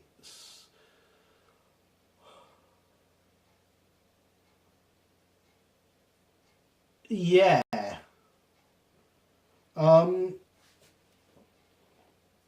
I only actually have two hands. So, a dry run with the tender sides, base plate, rear buffer beam, and wheels. I definitely only have two hands. I'm 99% sure I only have two hands.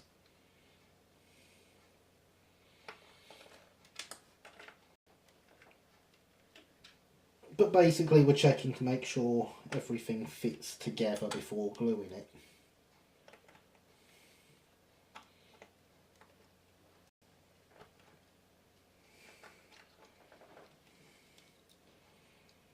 Right, I can see there's a question of techie nature there, Alex. I shall have a look in a second.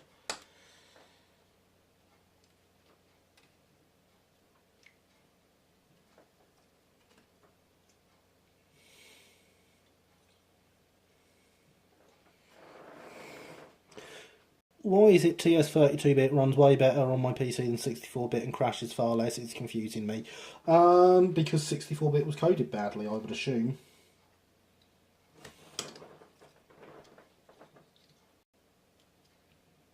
That would be my guess. Right, so what we have here is a set of wheels that won't turn because they contact with this. This also does not sit far enough in.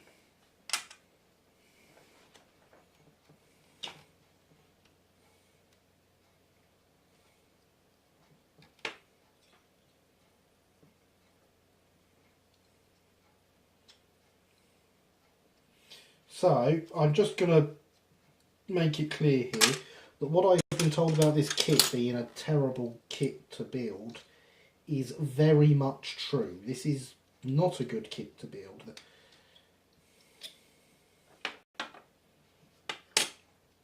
There are certainly issues here that I would not expect of a well-designed kit. That doesn't fit in there.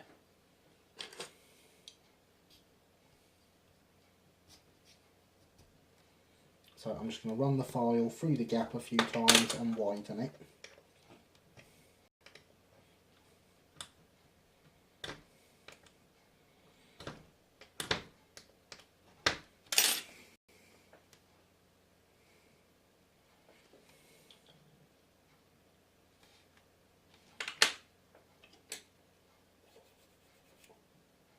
And I'm going to run the file on here. Make it that bit thinner.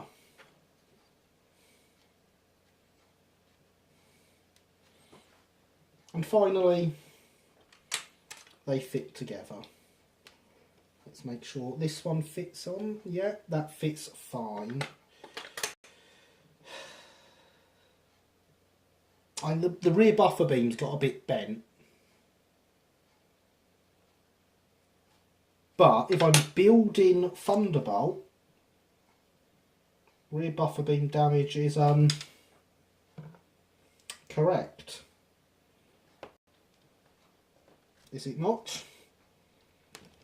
So they damaged it filming the scene at the water tower where they run the train into the back of it.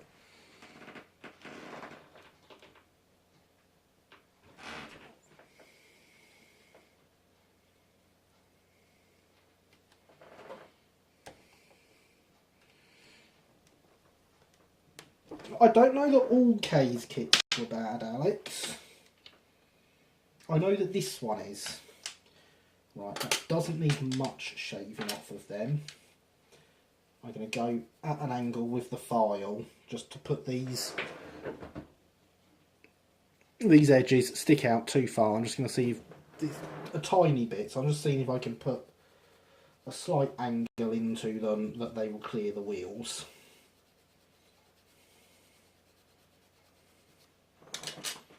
I'm going to use the big file.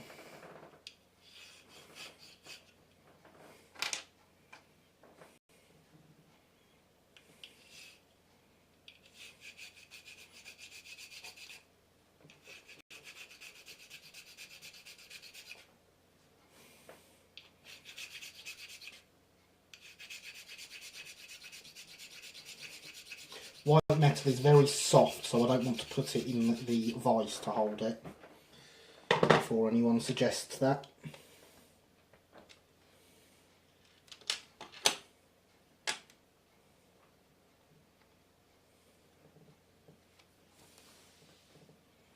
We're very close. I think they would run like that, but they would probably short out.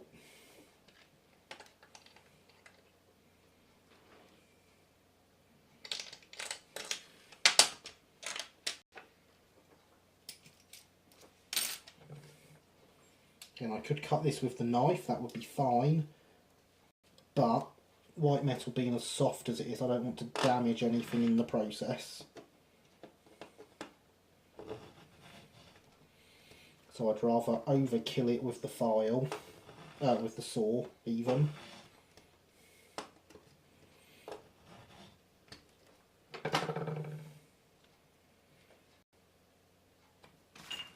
what I'm after. So you can see I've only put in a slit down either side, but because white metal is so easy to manipulate and so soft, I can just pull it out. If it's pressed like it's pretty dirty after the war. Oh, they were certainly dirtier than they were before the war.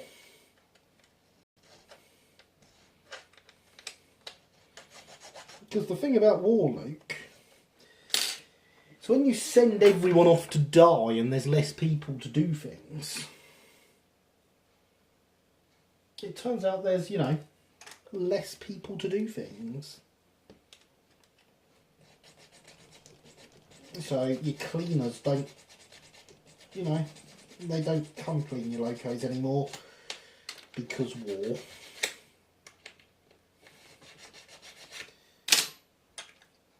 And I'm going to say, I can be a hard boss at times, but I'm going to let them off for that one.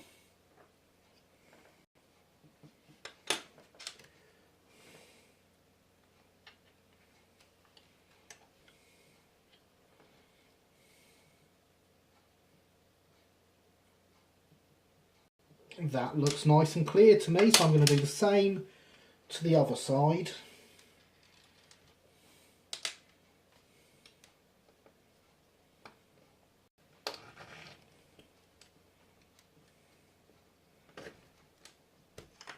And I'm definitely not going to put a saw through the tender side.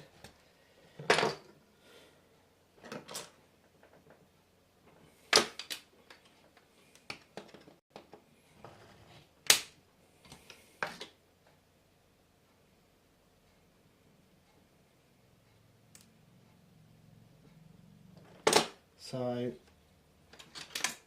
that's that out.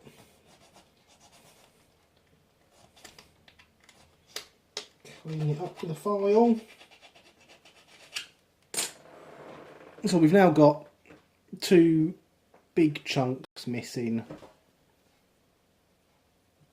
out of the rear supports for the buffer beam.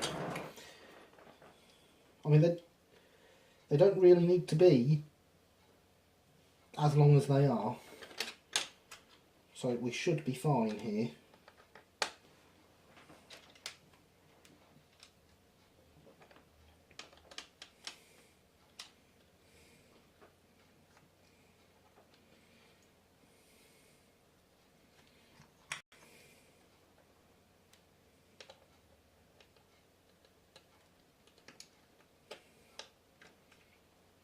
We will attempt a second dry assembly, as you can hopefully see.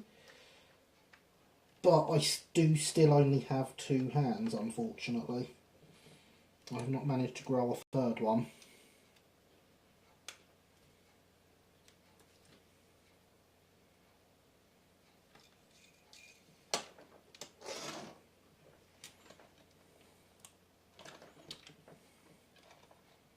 I mean,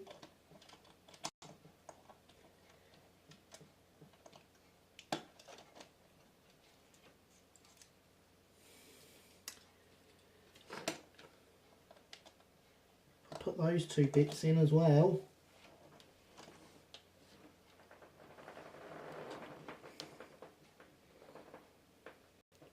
What we have there, guys,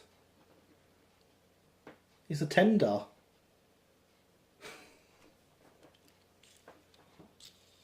The wheels spin.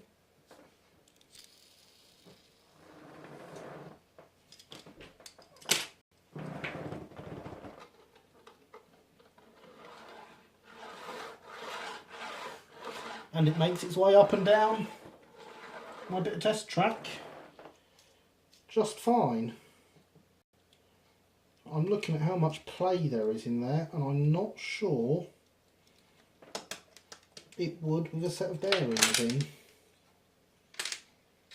The problem is I'm not sure that any of this would last without the bearings in.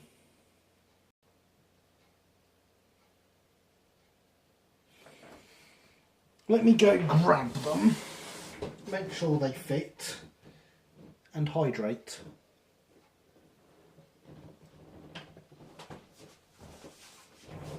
Remember, kids, hydration is important.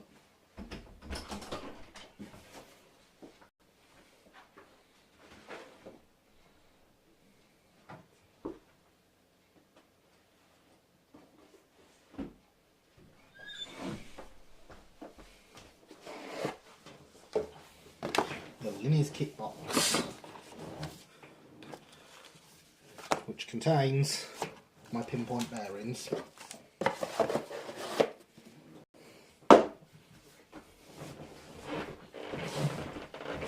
These are H&A Models ones. I do not have a specific brand I recommend. However, this brand was recommended by Linney. They fit inside these axle holes very nicely.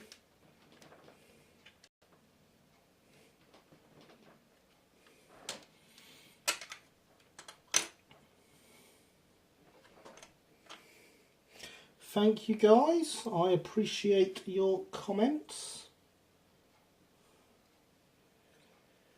Just like I would appreciate all the likes and subscribes that you hit on.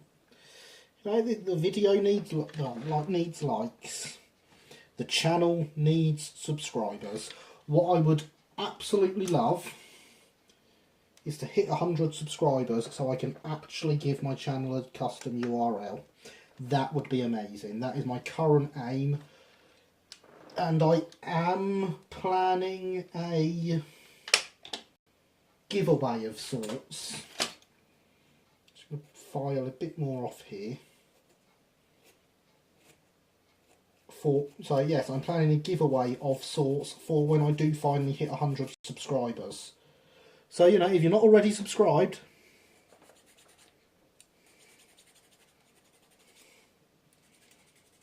then please do hit that subscribe button. And if you are already subscribed, go find other people to hit the subscribe button. You know what, it does feel like that at times, James. It really does feel like I have had 10 packets of crisps for dinner. It is sitting here under these lights, talking constantly, that makes me thirsty. I don't normally drink like this.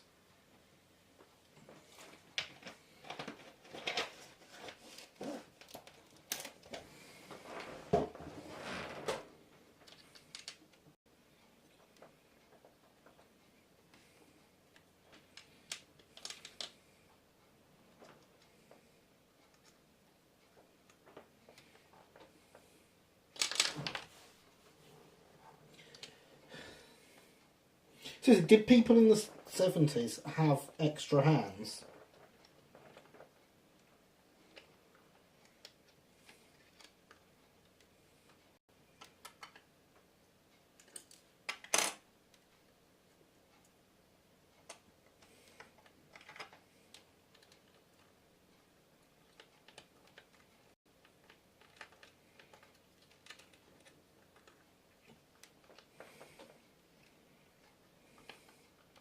No, quite simply, they add too much depth. More content from you coming soon, Luke. Excellent. Good to hear it. I have to ask, Luke, what sort of content do you have planned?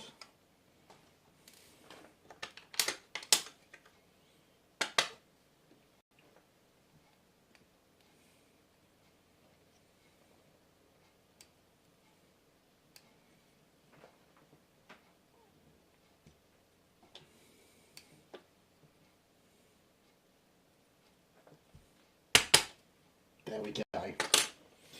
Right. I still want to put those bearings in.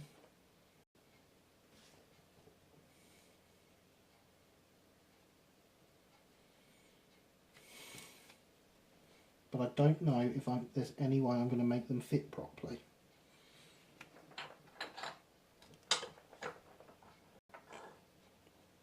It's limbs from all the nuclear bomb fun.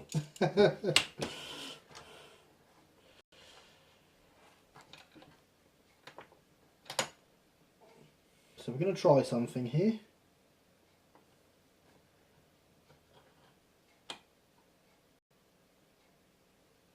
I'm going to pop the bearing in here because I still only have two hands.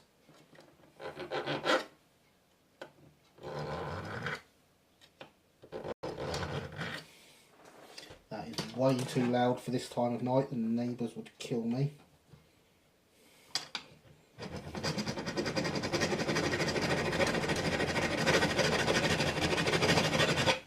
Amazingly, that was a lot quieter.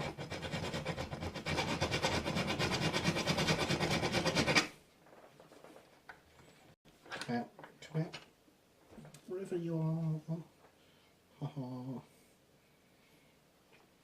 One, two, put you slightly closer together.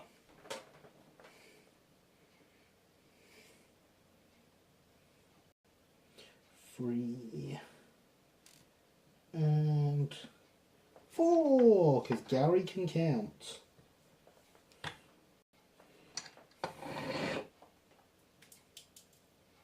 And three, because my voice can't hold things. That one looks different to the others.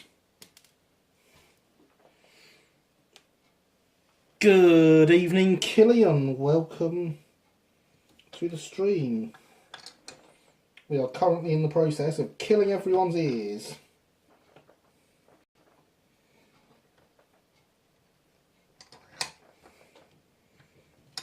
Yeah, it's about time you did another video, Luke, if it's been that long.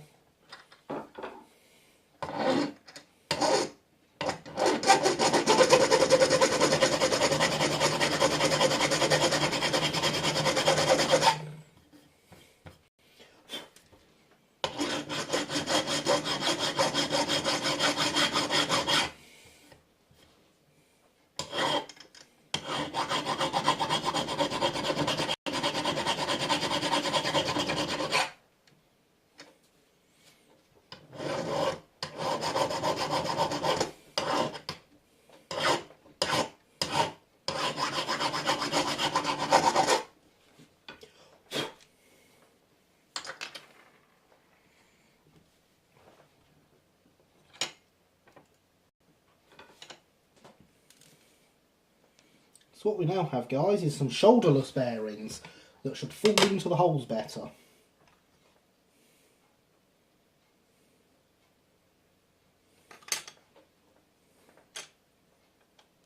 And so give us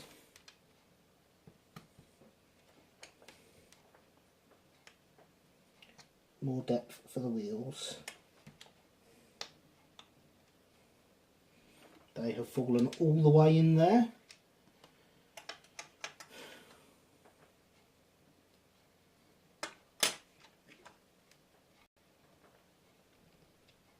That has gone all the way in there.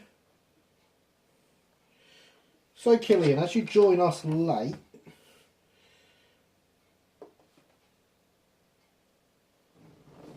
that was the luckiest drop ever. It landed on my trouser leg in just the right place for some light to be shining on it so I could see it. Yes, as you join us late, Killian, I assume you know from RMWeb what we are working on, but if not, it is the lion. Only we will be doing it in its rather famous TV guide. TV guides. Words, Gary. As the Tickfield Thunderbolt.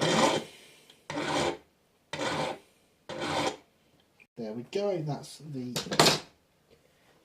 edge of that off.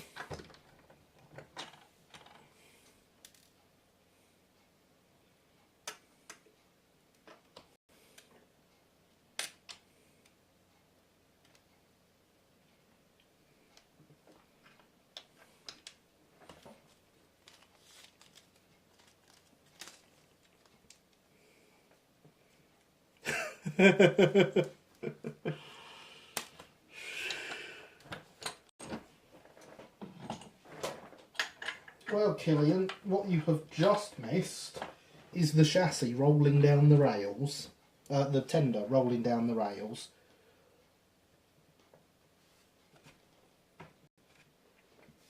It took quite a bit of fettling to get it there, but it did it.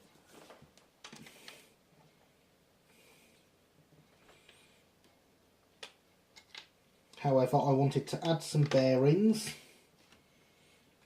so I have added some bearings. I've had to modify them to get them to sit deeper in because they were adding too much width, too much to the axle holes, and so the tender wouldn't actually go together with them on. So now we're going to trial again. We're going to hope these ones don't fall out where I've pushed them in nicely. And of course for this you need to have approximately 12 hands.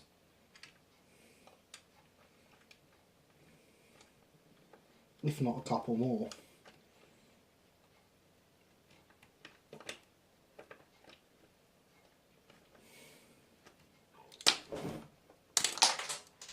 Because otherwise stuff like that happens.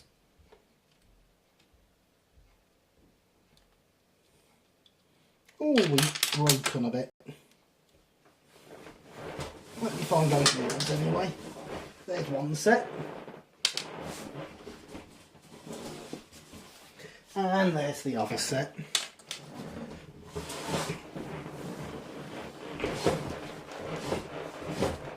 Ah, she does have the moulds for this kit.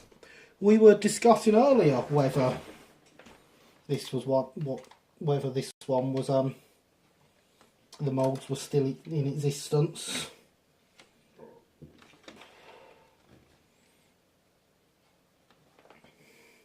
Tell her not to bother putting it back into production.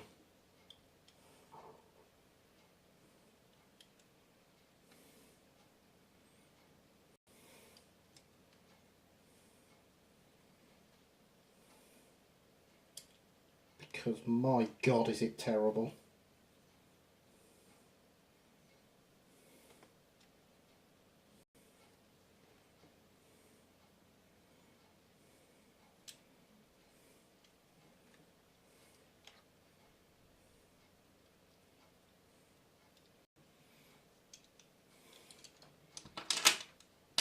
Well, I'll be honest, I assumed that if anyone, these kits would have gone to the Newcast partnership.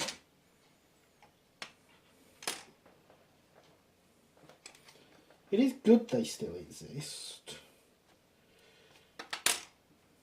They're just, this is horrendous.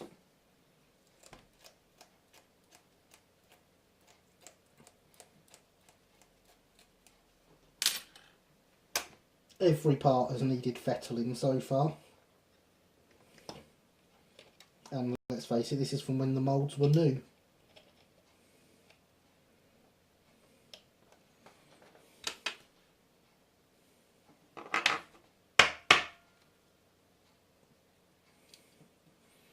So, good news is I managed to make the bearings go in.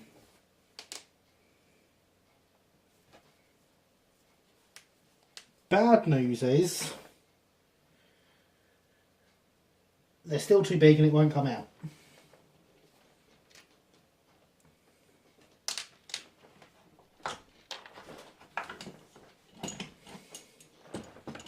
So the next trick is to try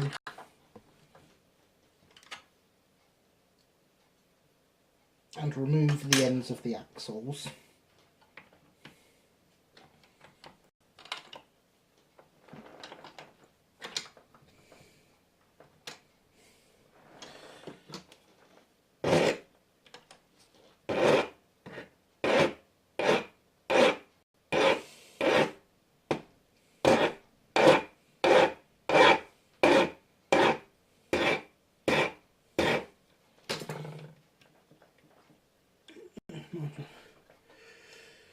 You are very mad if you want to attempt this, Killian. Harry, it may not seem that bad from where you are, but it is. James, would I rather build this arena?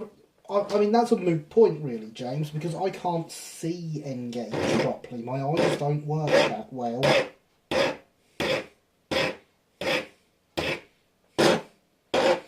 So, I couldn't renumber and Engage.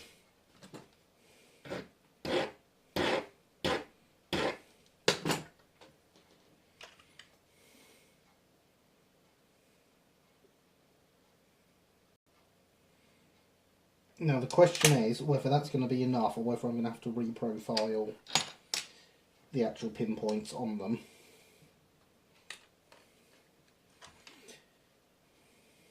Back to the 12-handed dance.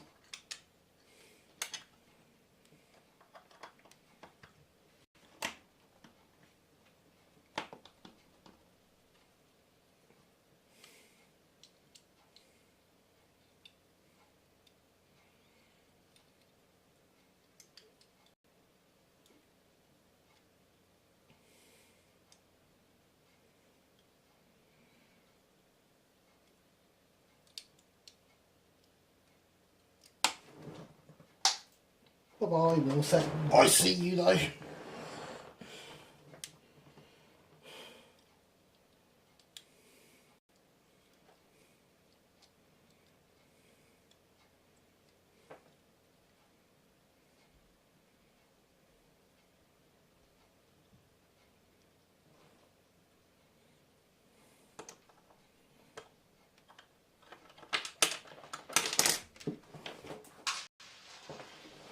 No, that's gone under the sofa.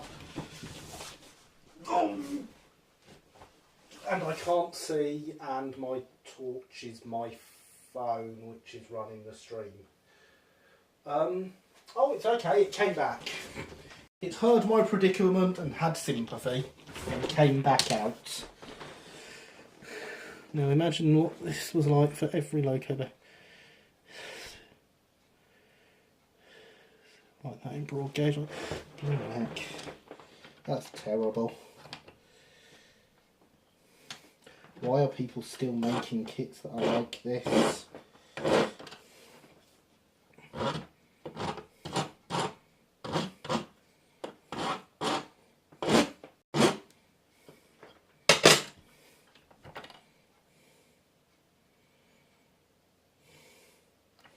I actually think I'm going to have to get the drill out and drill those bearings back out and run without bearings.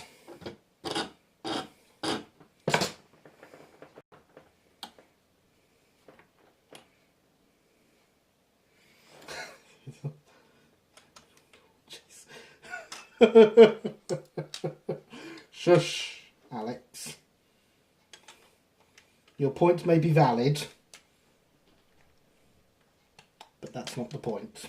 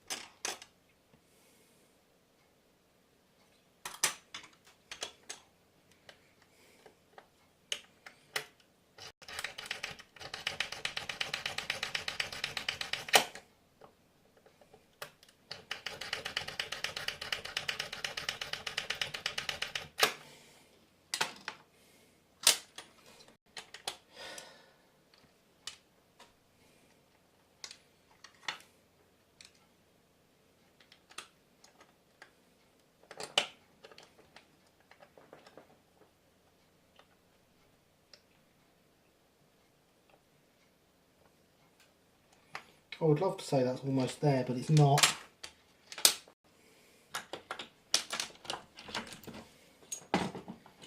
If we'd have stuck with no bearings, this would be done by now, just saying.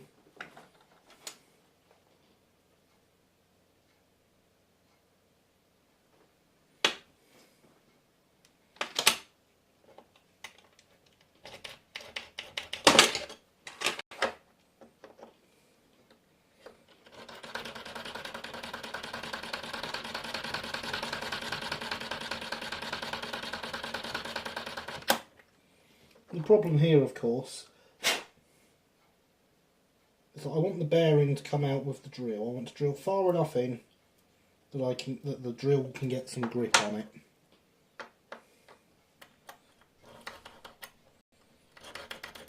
I don't want to drill far enough that I go through the white metal.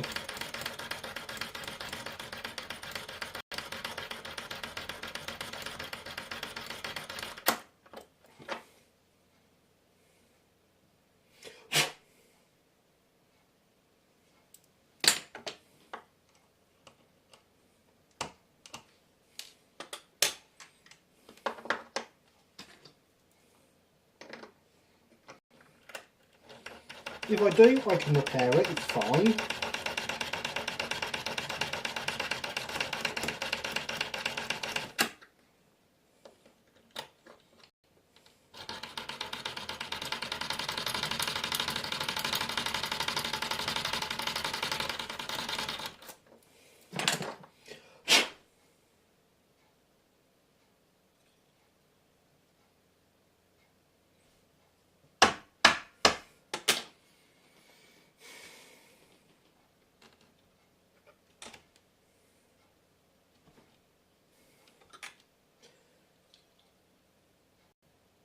but I'd rather not have to.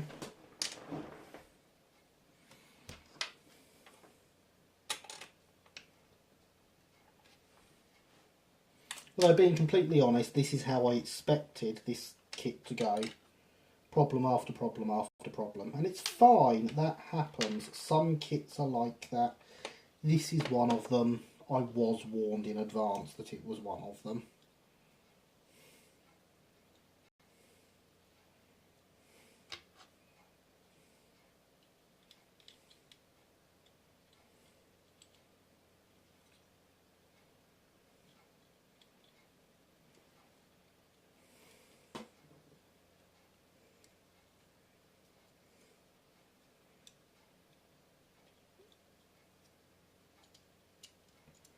You see, as soon as I put that in, we get a huge amount of play in there.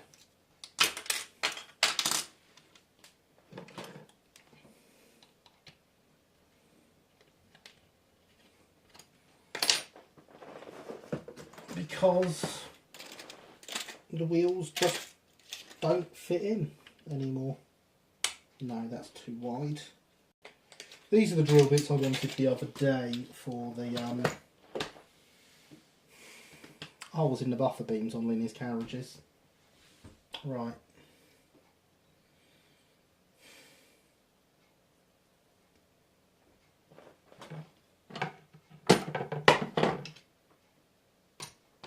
I know I had my round file earlier, I don't know what I did with it. But it would solve this problem.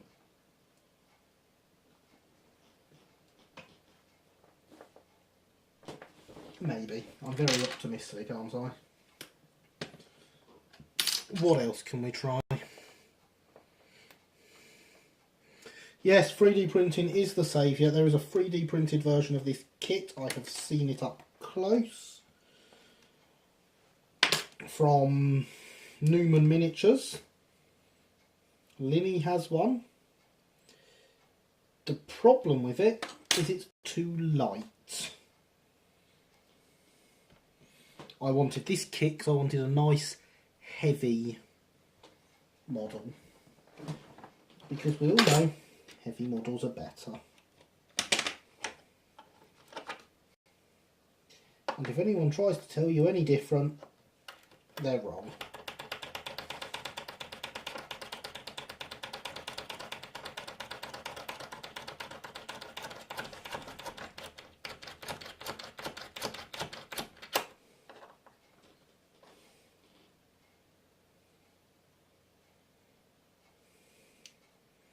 Honestly, not sure I'm doing anything with this drill bit.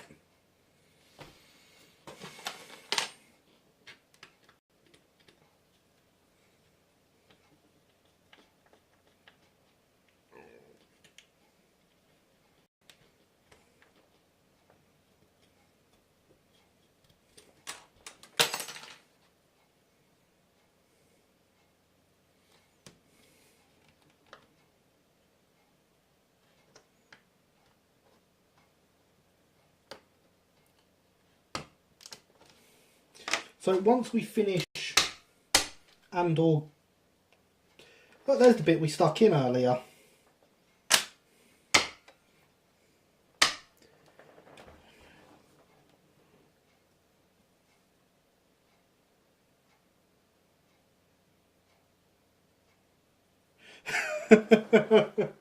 Air is heavier than it. The chimney, look, fair enough. I will take your word on it. It's been a while since Linny brought that kit round. I'm getting a feeling I'm going to have to make a hole through the axle boxes to push the bearings out with. At this stage I can't see any way round it. No, that's still not enough for my 3D printer, Luke. The good thing, you know, I can fill the holes with filler afterwards. I don't want to have to do this, but I honestly don't see any way around it at this point. I want to go slightly above centre on those axle boxes to make our pilot hole.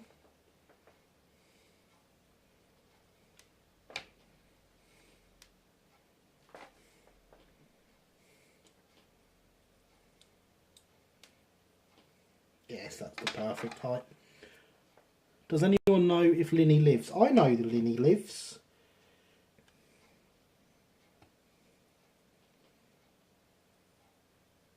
I have not spoken to Linny today. I have spoken to Linny yesterday.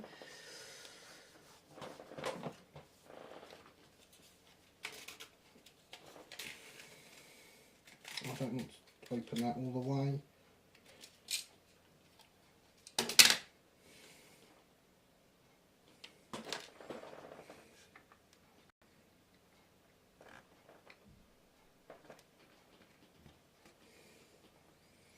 Now, as discussed earlier, none of these little ones will actually fit in the chuck I have for my hand drill.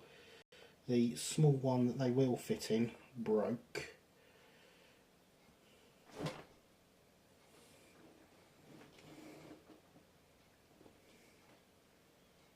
My God, you're still awake. £500 on a 45-foot trailer load of Skittles. Now you're on to making some good offers, Luke.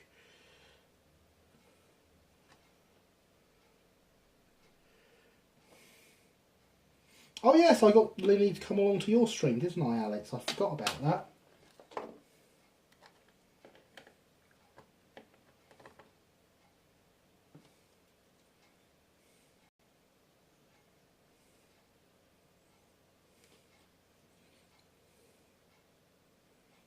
So I say, Linny definitely lives. They were after someone streaming last night. I made a very good recommendation.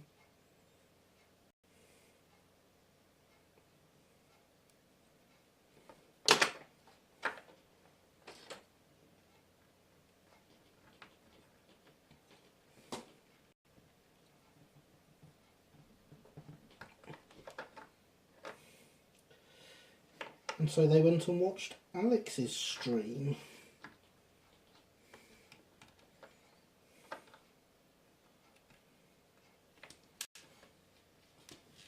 This would go so easy if this was smaller. I'm going to have to do it with this big one. It's the smallest size that fits in here.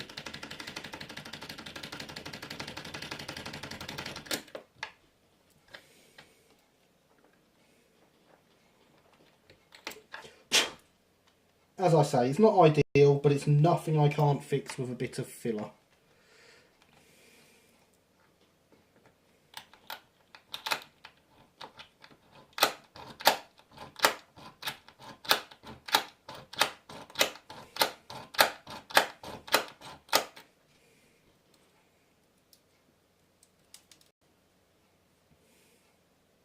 And it's out.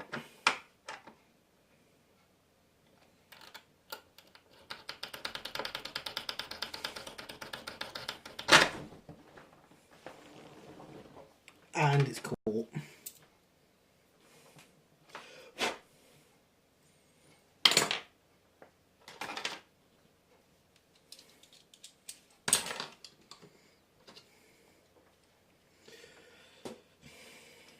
Look. I doubt you scared them off, Harry. They have recently started a new job, and chances are that is why they have not replied.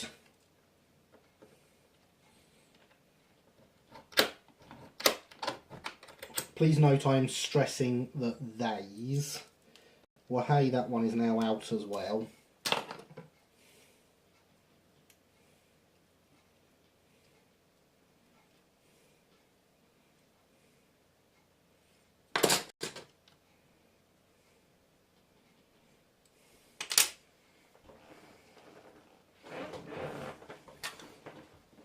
Alex, don't destroy Luke's dreams of giving me a trailer load of Skittles and £500.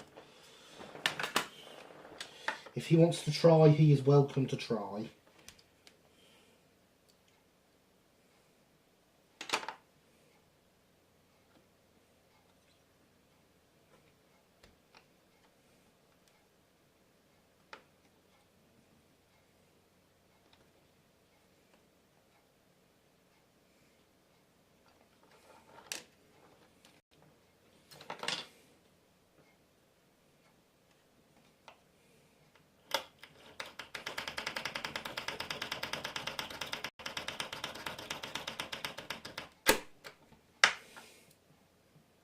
Right.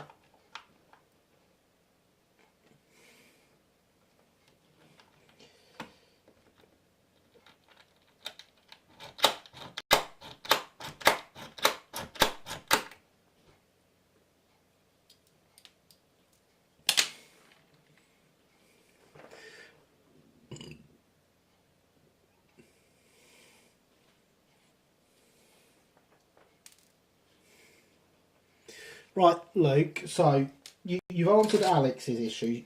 You have access to a 45-foot trailer. You don't need to steal it.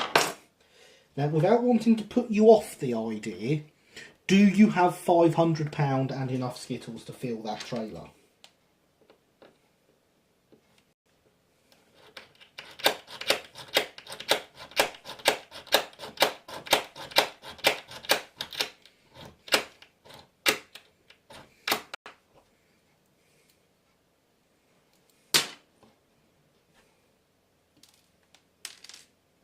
Okay guys, bearings are out.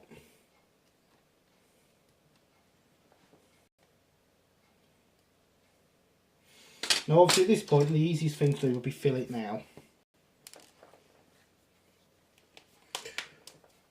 Yes, Luke, I do. I have an office that is significantly bigger than the insides of a 45-foot trailer. I could easily fit them there. You don't worry about my end of the logistics. I've got that covered. You get me a trailer load of Skittles, I will have somewhere to put it.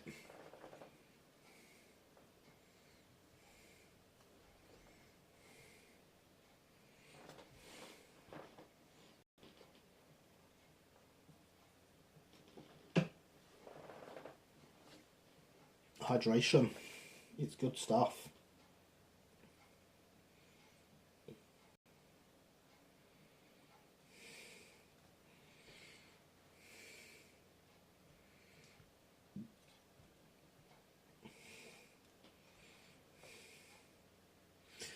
Right, you say not yet, Luke. Are you ever in your life going to own enough Skittles to fill a 45-foot trailer? Because I'm pretty sure I know what the answer to that question is. It's not a yes, unfortunately.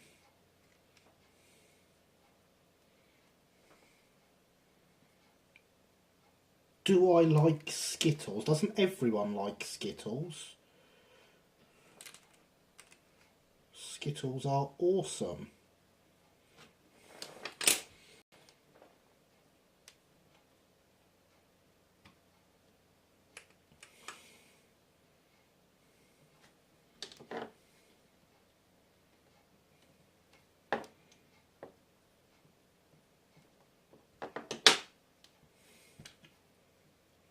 Make sure that fits. Yes, it does. Right. We're making progress. I'm actually going to glue this in place.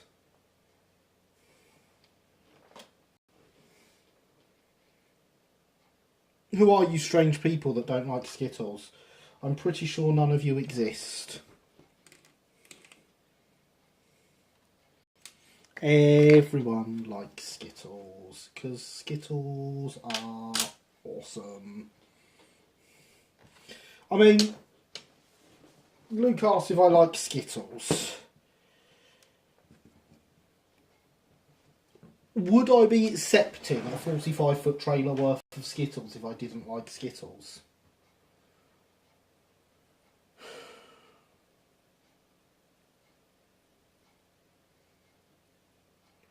Because I don't think I would.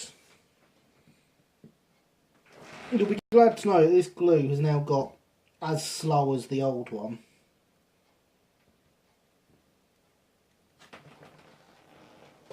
Way.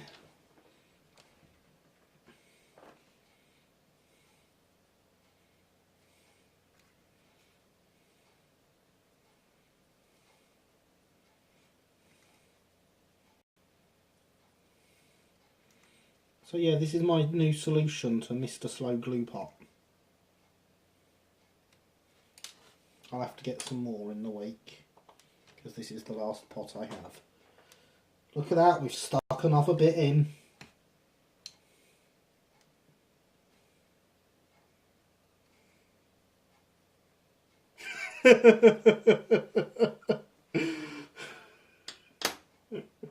No, it.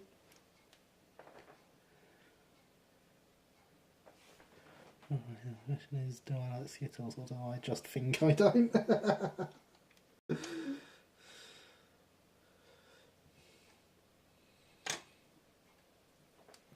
What is wrong with all you Skittle disliking people? Skittles are awesome.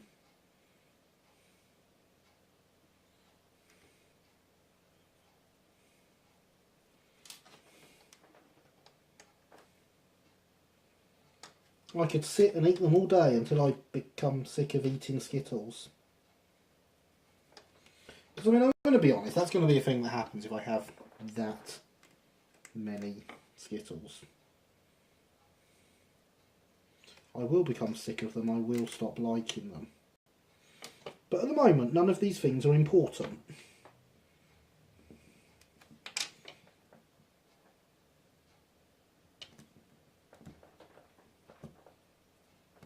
Ah, it's running down the inside of the anvil. It wasn't quite poking through enough.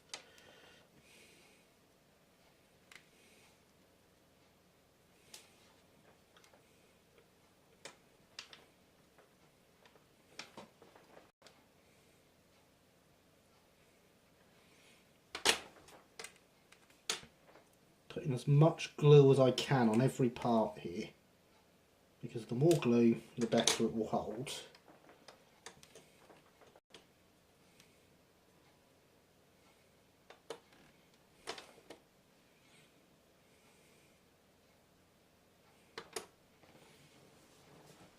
The thing to remember is, my teeth too much. Oh, excuses. Don't try and justify your dislike of awesome sweets.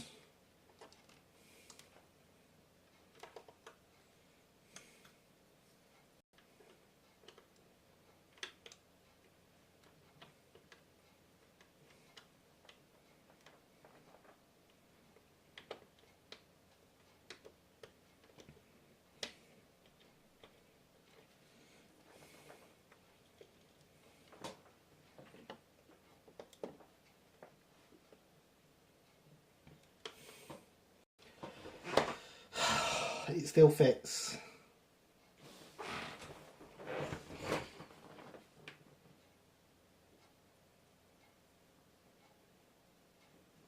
I'd prefer them in bags, Luke. I won't be eating them all in one go, because I do hit a point when I've had too much sweet stuff and I have to have savoury, and you know, I can see that being an issue if they're all loose, because they'll go mouldy and stuff.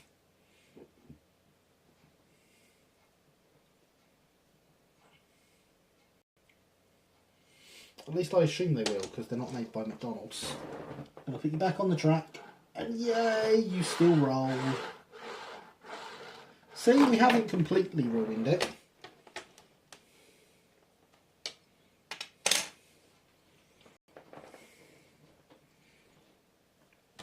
Now we're going to finish off the gluing.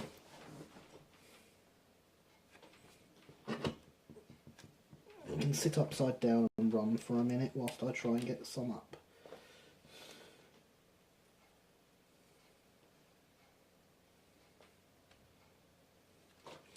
It's happening, guys.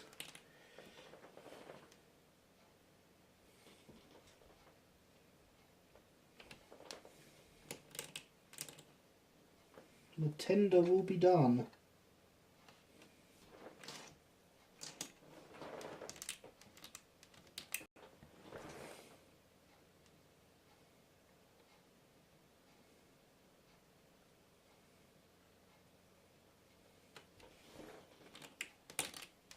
I may actually just have enough glue here.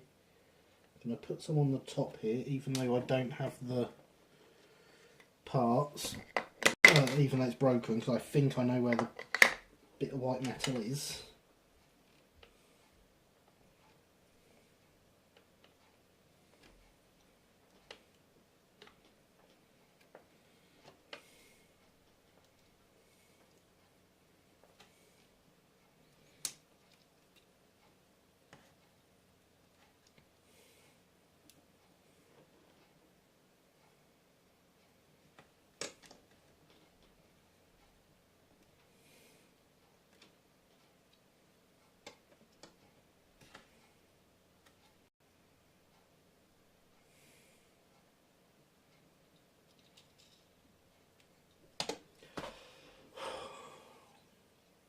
That was way more effort than it should have been, gonna be honest.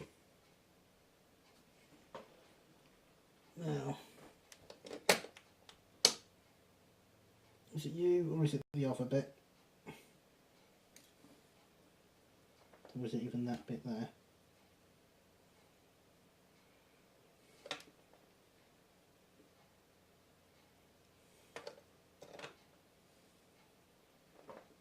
It is you, but I'm not convinced that's the right way round.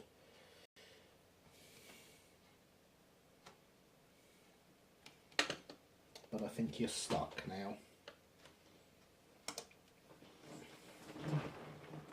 I shouldn't have put this back the right way round. I do need more glue because of course these aren't all the pieces.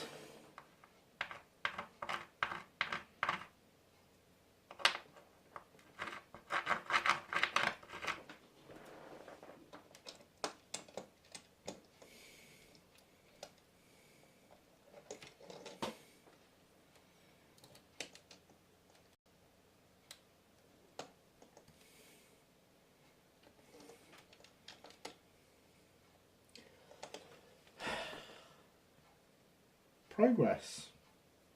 This feels good. I'm feeling much more positive about this kit now that the tender is actually in one piece. It is far from perfect. The kit is a nightmare. The bits do not quite fit together properly. Not in any way that they should at all.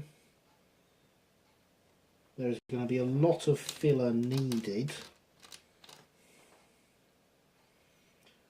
But let me run some glue round the sides of this just to hold it in and we'll get some close-ups.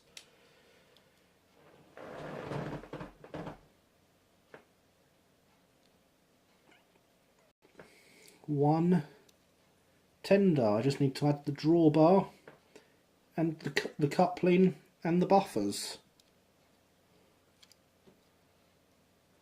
But here, as a good example, you can see that there is huge gaps in the top there that are going to need filling.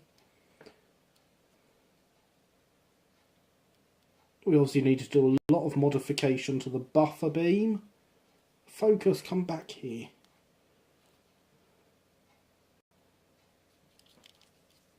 We are going to need to fill the holes in the axle boxes.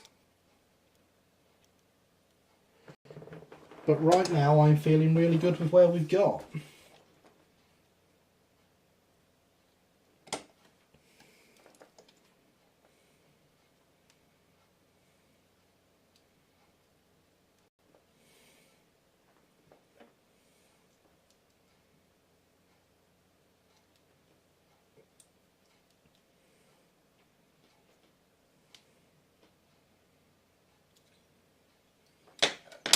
Oh good. The drawbar doesn't quite fit.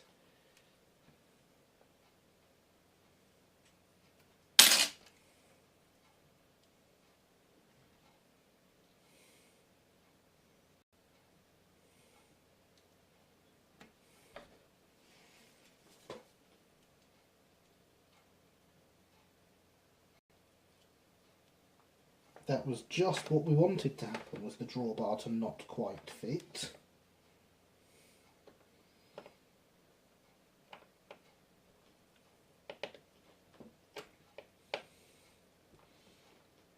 But at this stage in this kit, I'm not surprised actually.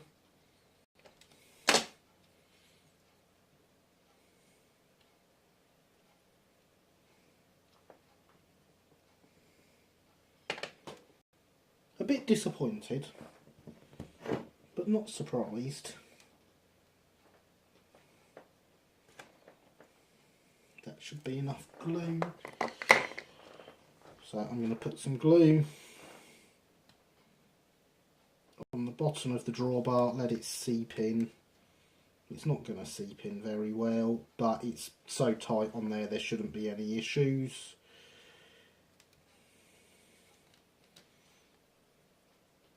I'm going to add some more to the gaps here.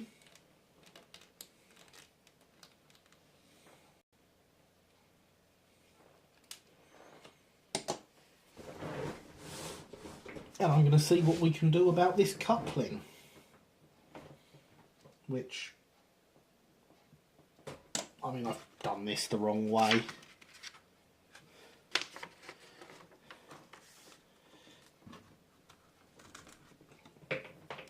Let's fold that over and let's see what we can do. We've got 20 minutes till the end of the stream. If we can get the coupling on in that time, I will be very, very happy.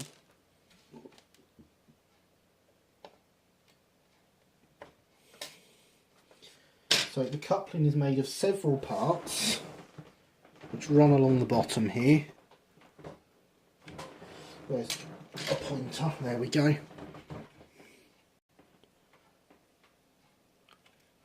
This first bit sticks through the buffer beam. This bit needs looping round, and the nickel silver wire passes through 1, 2, 3 to hold together.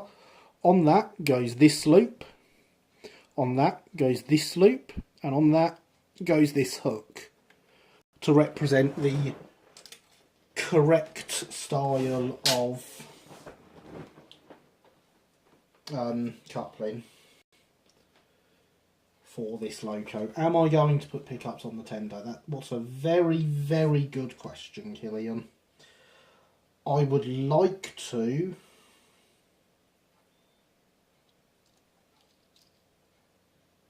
I would certainly like to, but I think it's a bit late now, if I'm being entirely honest. I should have done that earlier on.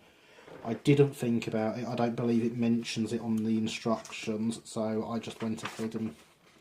No, it doesn't at all.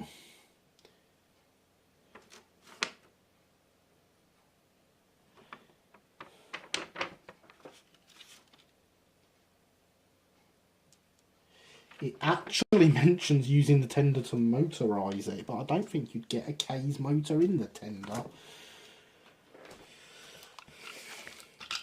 I mean, I know you wouldn't, but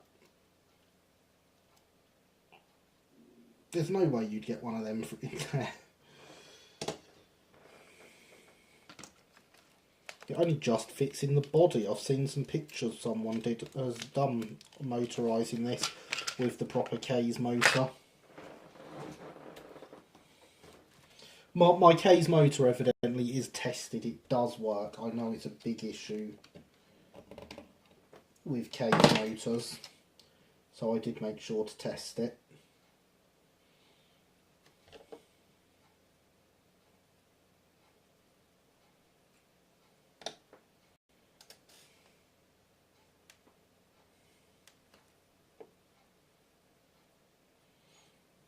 I mean, in all honesty, this loco isn't going to see a lot of use.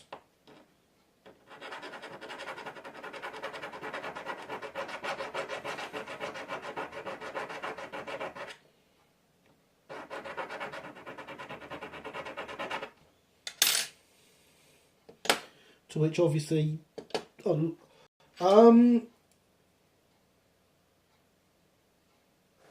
it be? I mean, it should be. All my layouts are DCC, so it would make sense if it was.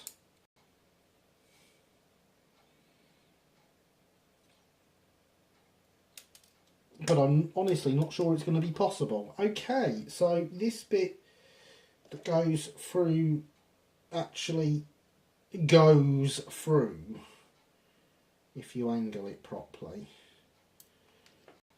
That's mildly irritating.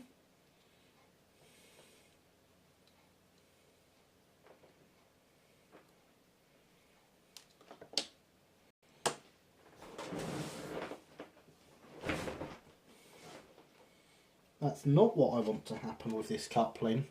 But yes, in theory it should be DCC. I don't know how I would do it though. If I come up with a solution for DCC in this properly, it will be.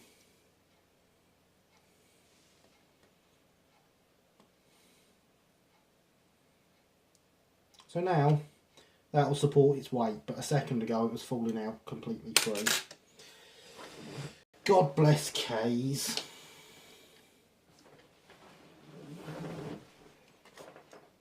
$10.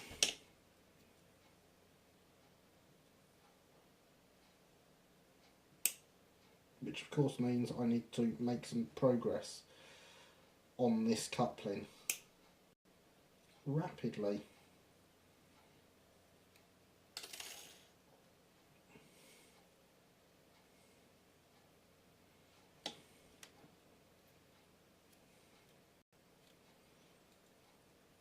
Because we do want to get this coupling done in time.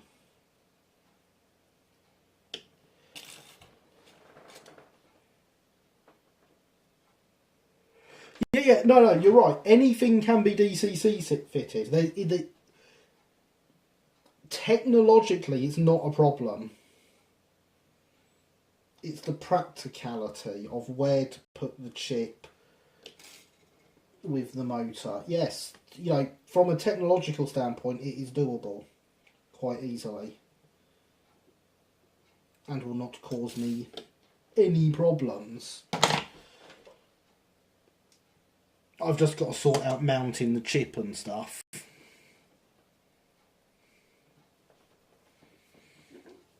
Right, so this is going to be DCC because anything can be DCC fitted, it's easy. Don't worry about it.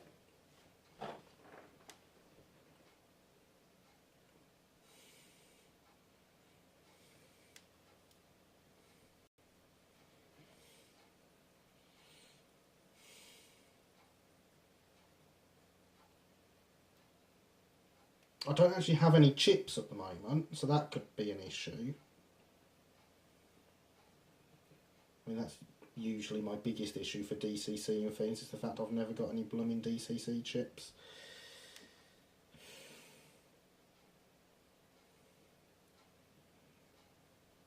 Right, K's. I really, really appreciate the fact you've made this hole small enough that nothing can fall out of it. The problem is I can't get anything in it.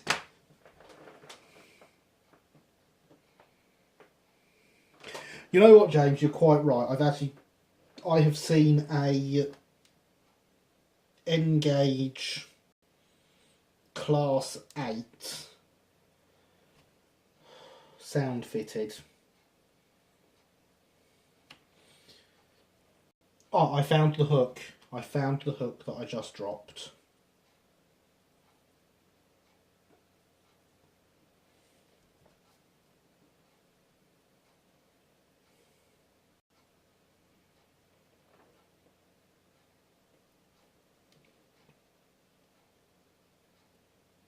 Hook is on.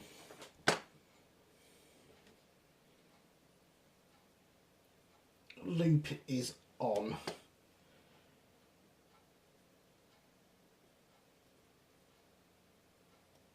Let's seal that hole up.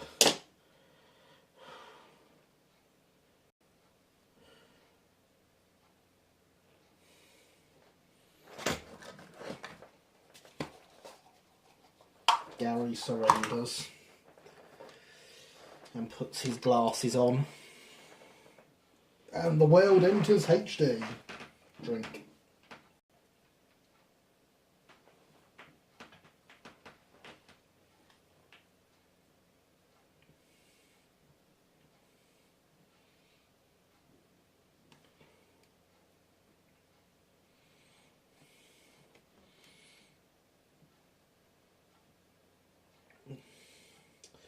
So I'm not sure I did this in the right order here. And I'm not convinced this is going to fit through with the other one already there.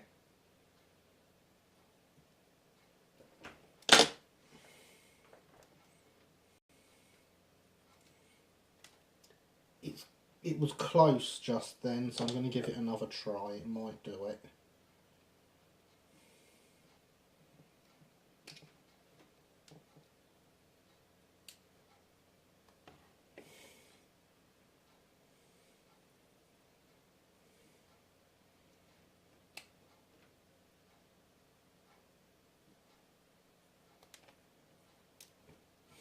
No.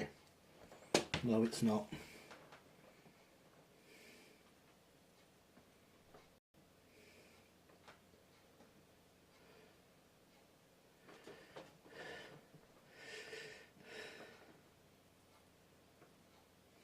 Yes, James, I did have all the chips for dinner. Extra salt, lots of extra salt, of course, that's why I drink so much. Actually, I had no salt on my dinner, or chips. So, there goes your joke.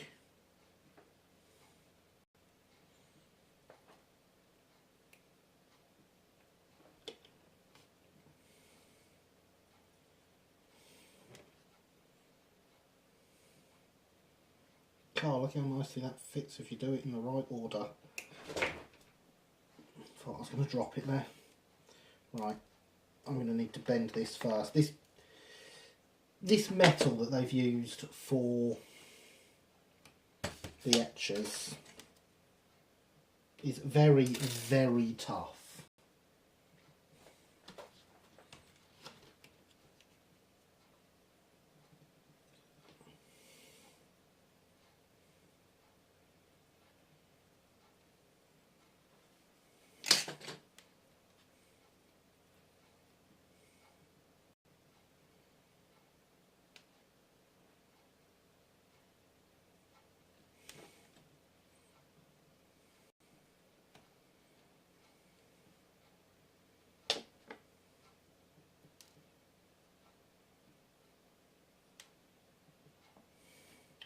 So there goes the hook again.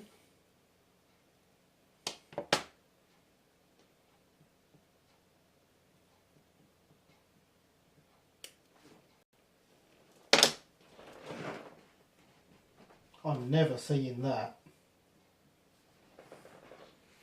The loop bounced off me and went on the floor. There's the hook.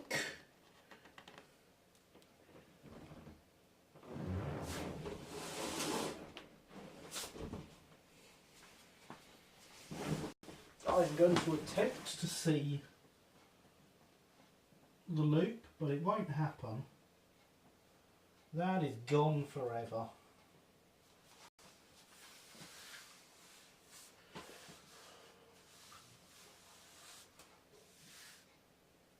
Definitely gone forever.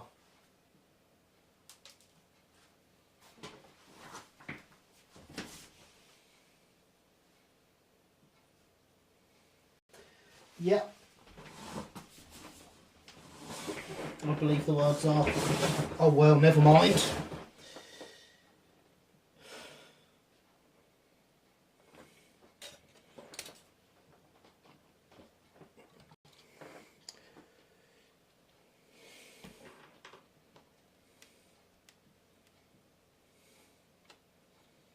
That was, of course, the open one, wasn't it, as well? Because the closed one's on there.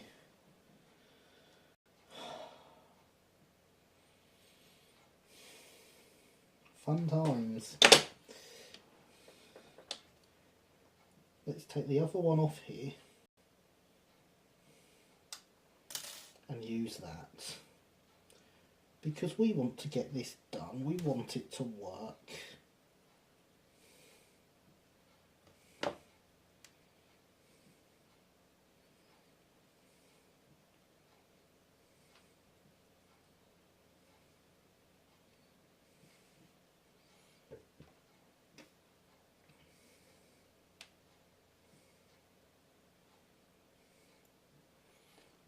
There's that one.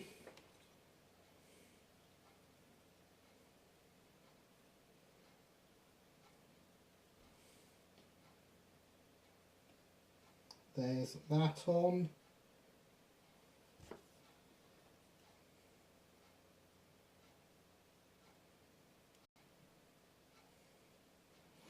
There's the loop closed up.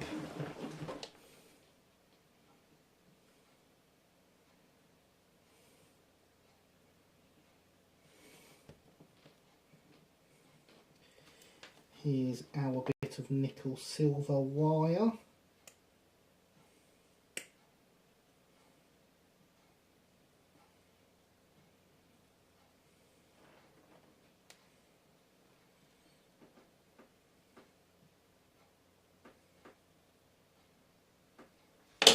Which I'm just going to use this to measure it up, snip the end off.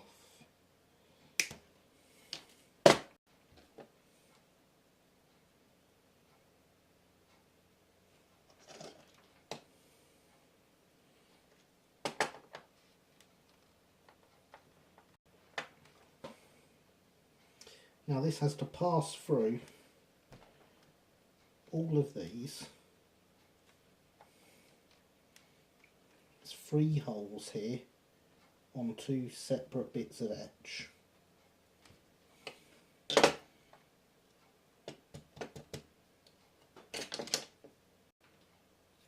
Look at that, it's well and truly stuck now, isn't it? It knows I want to finish before midnight.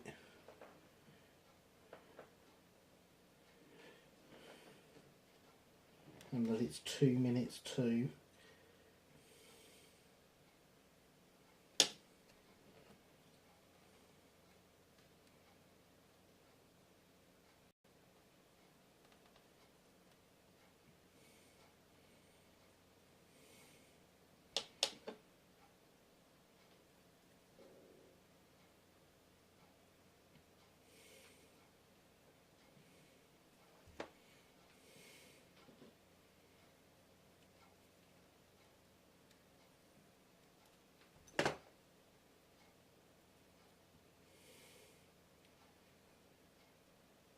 Come on, bend.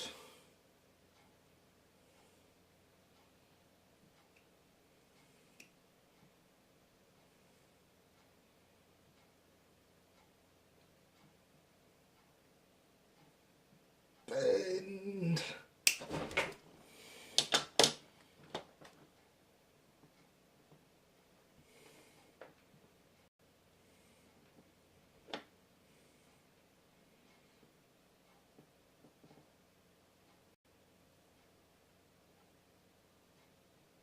I would like to say that bend will do, but it then nearly fell off.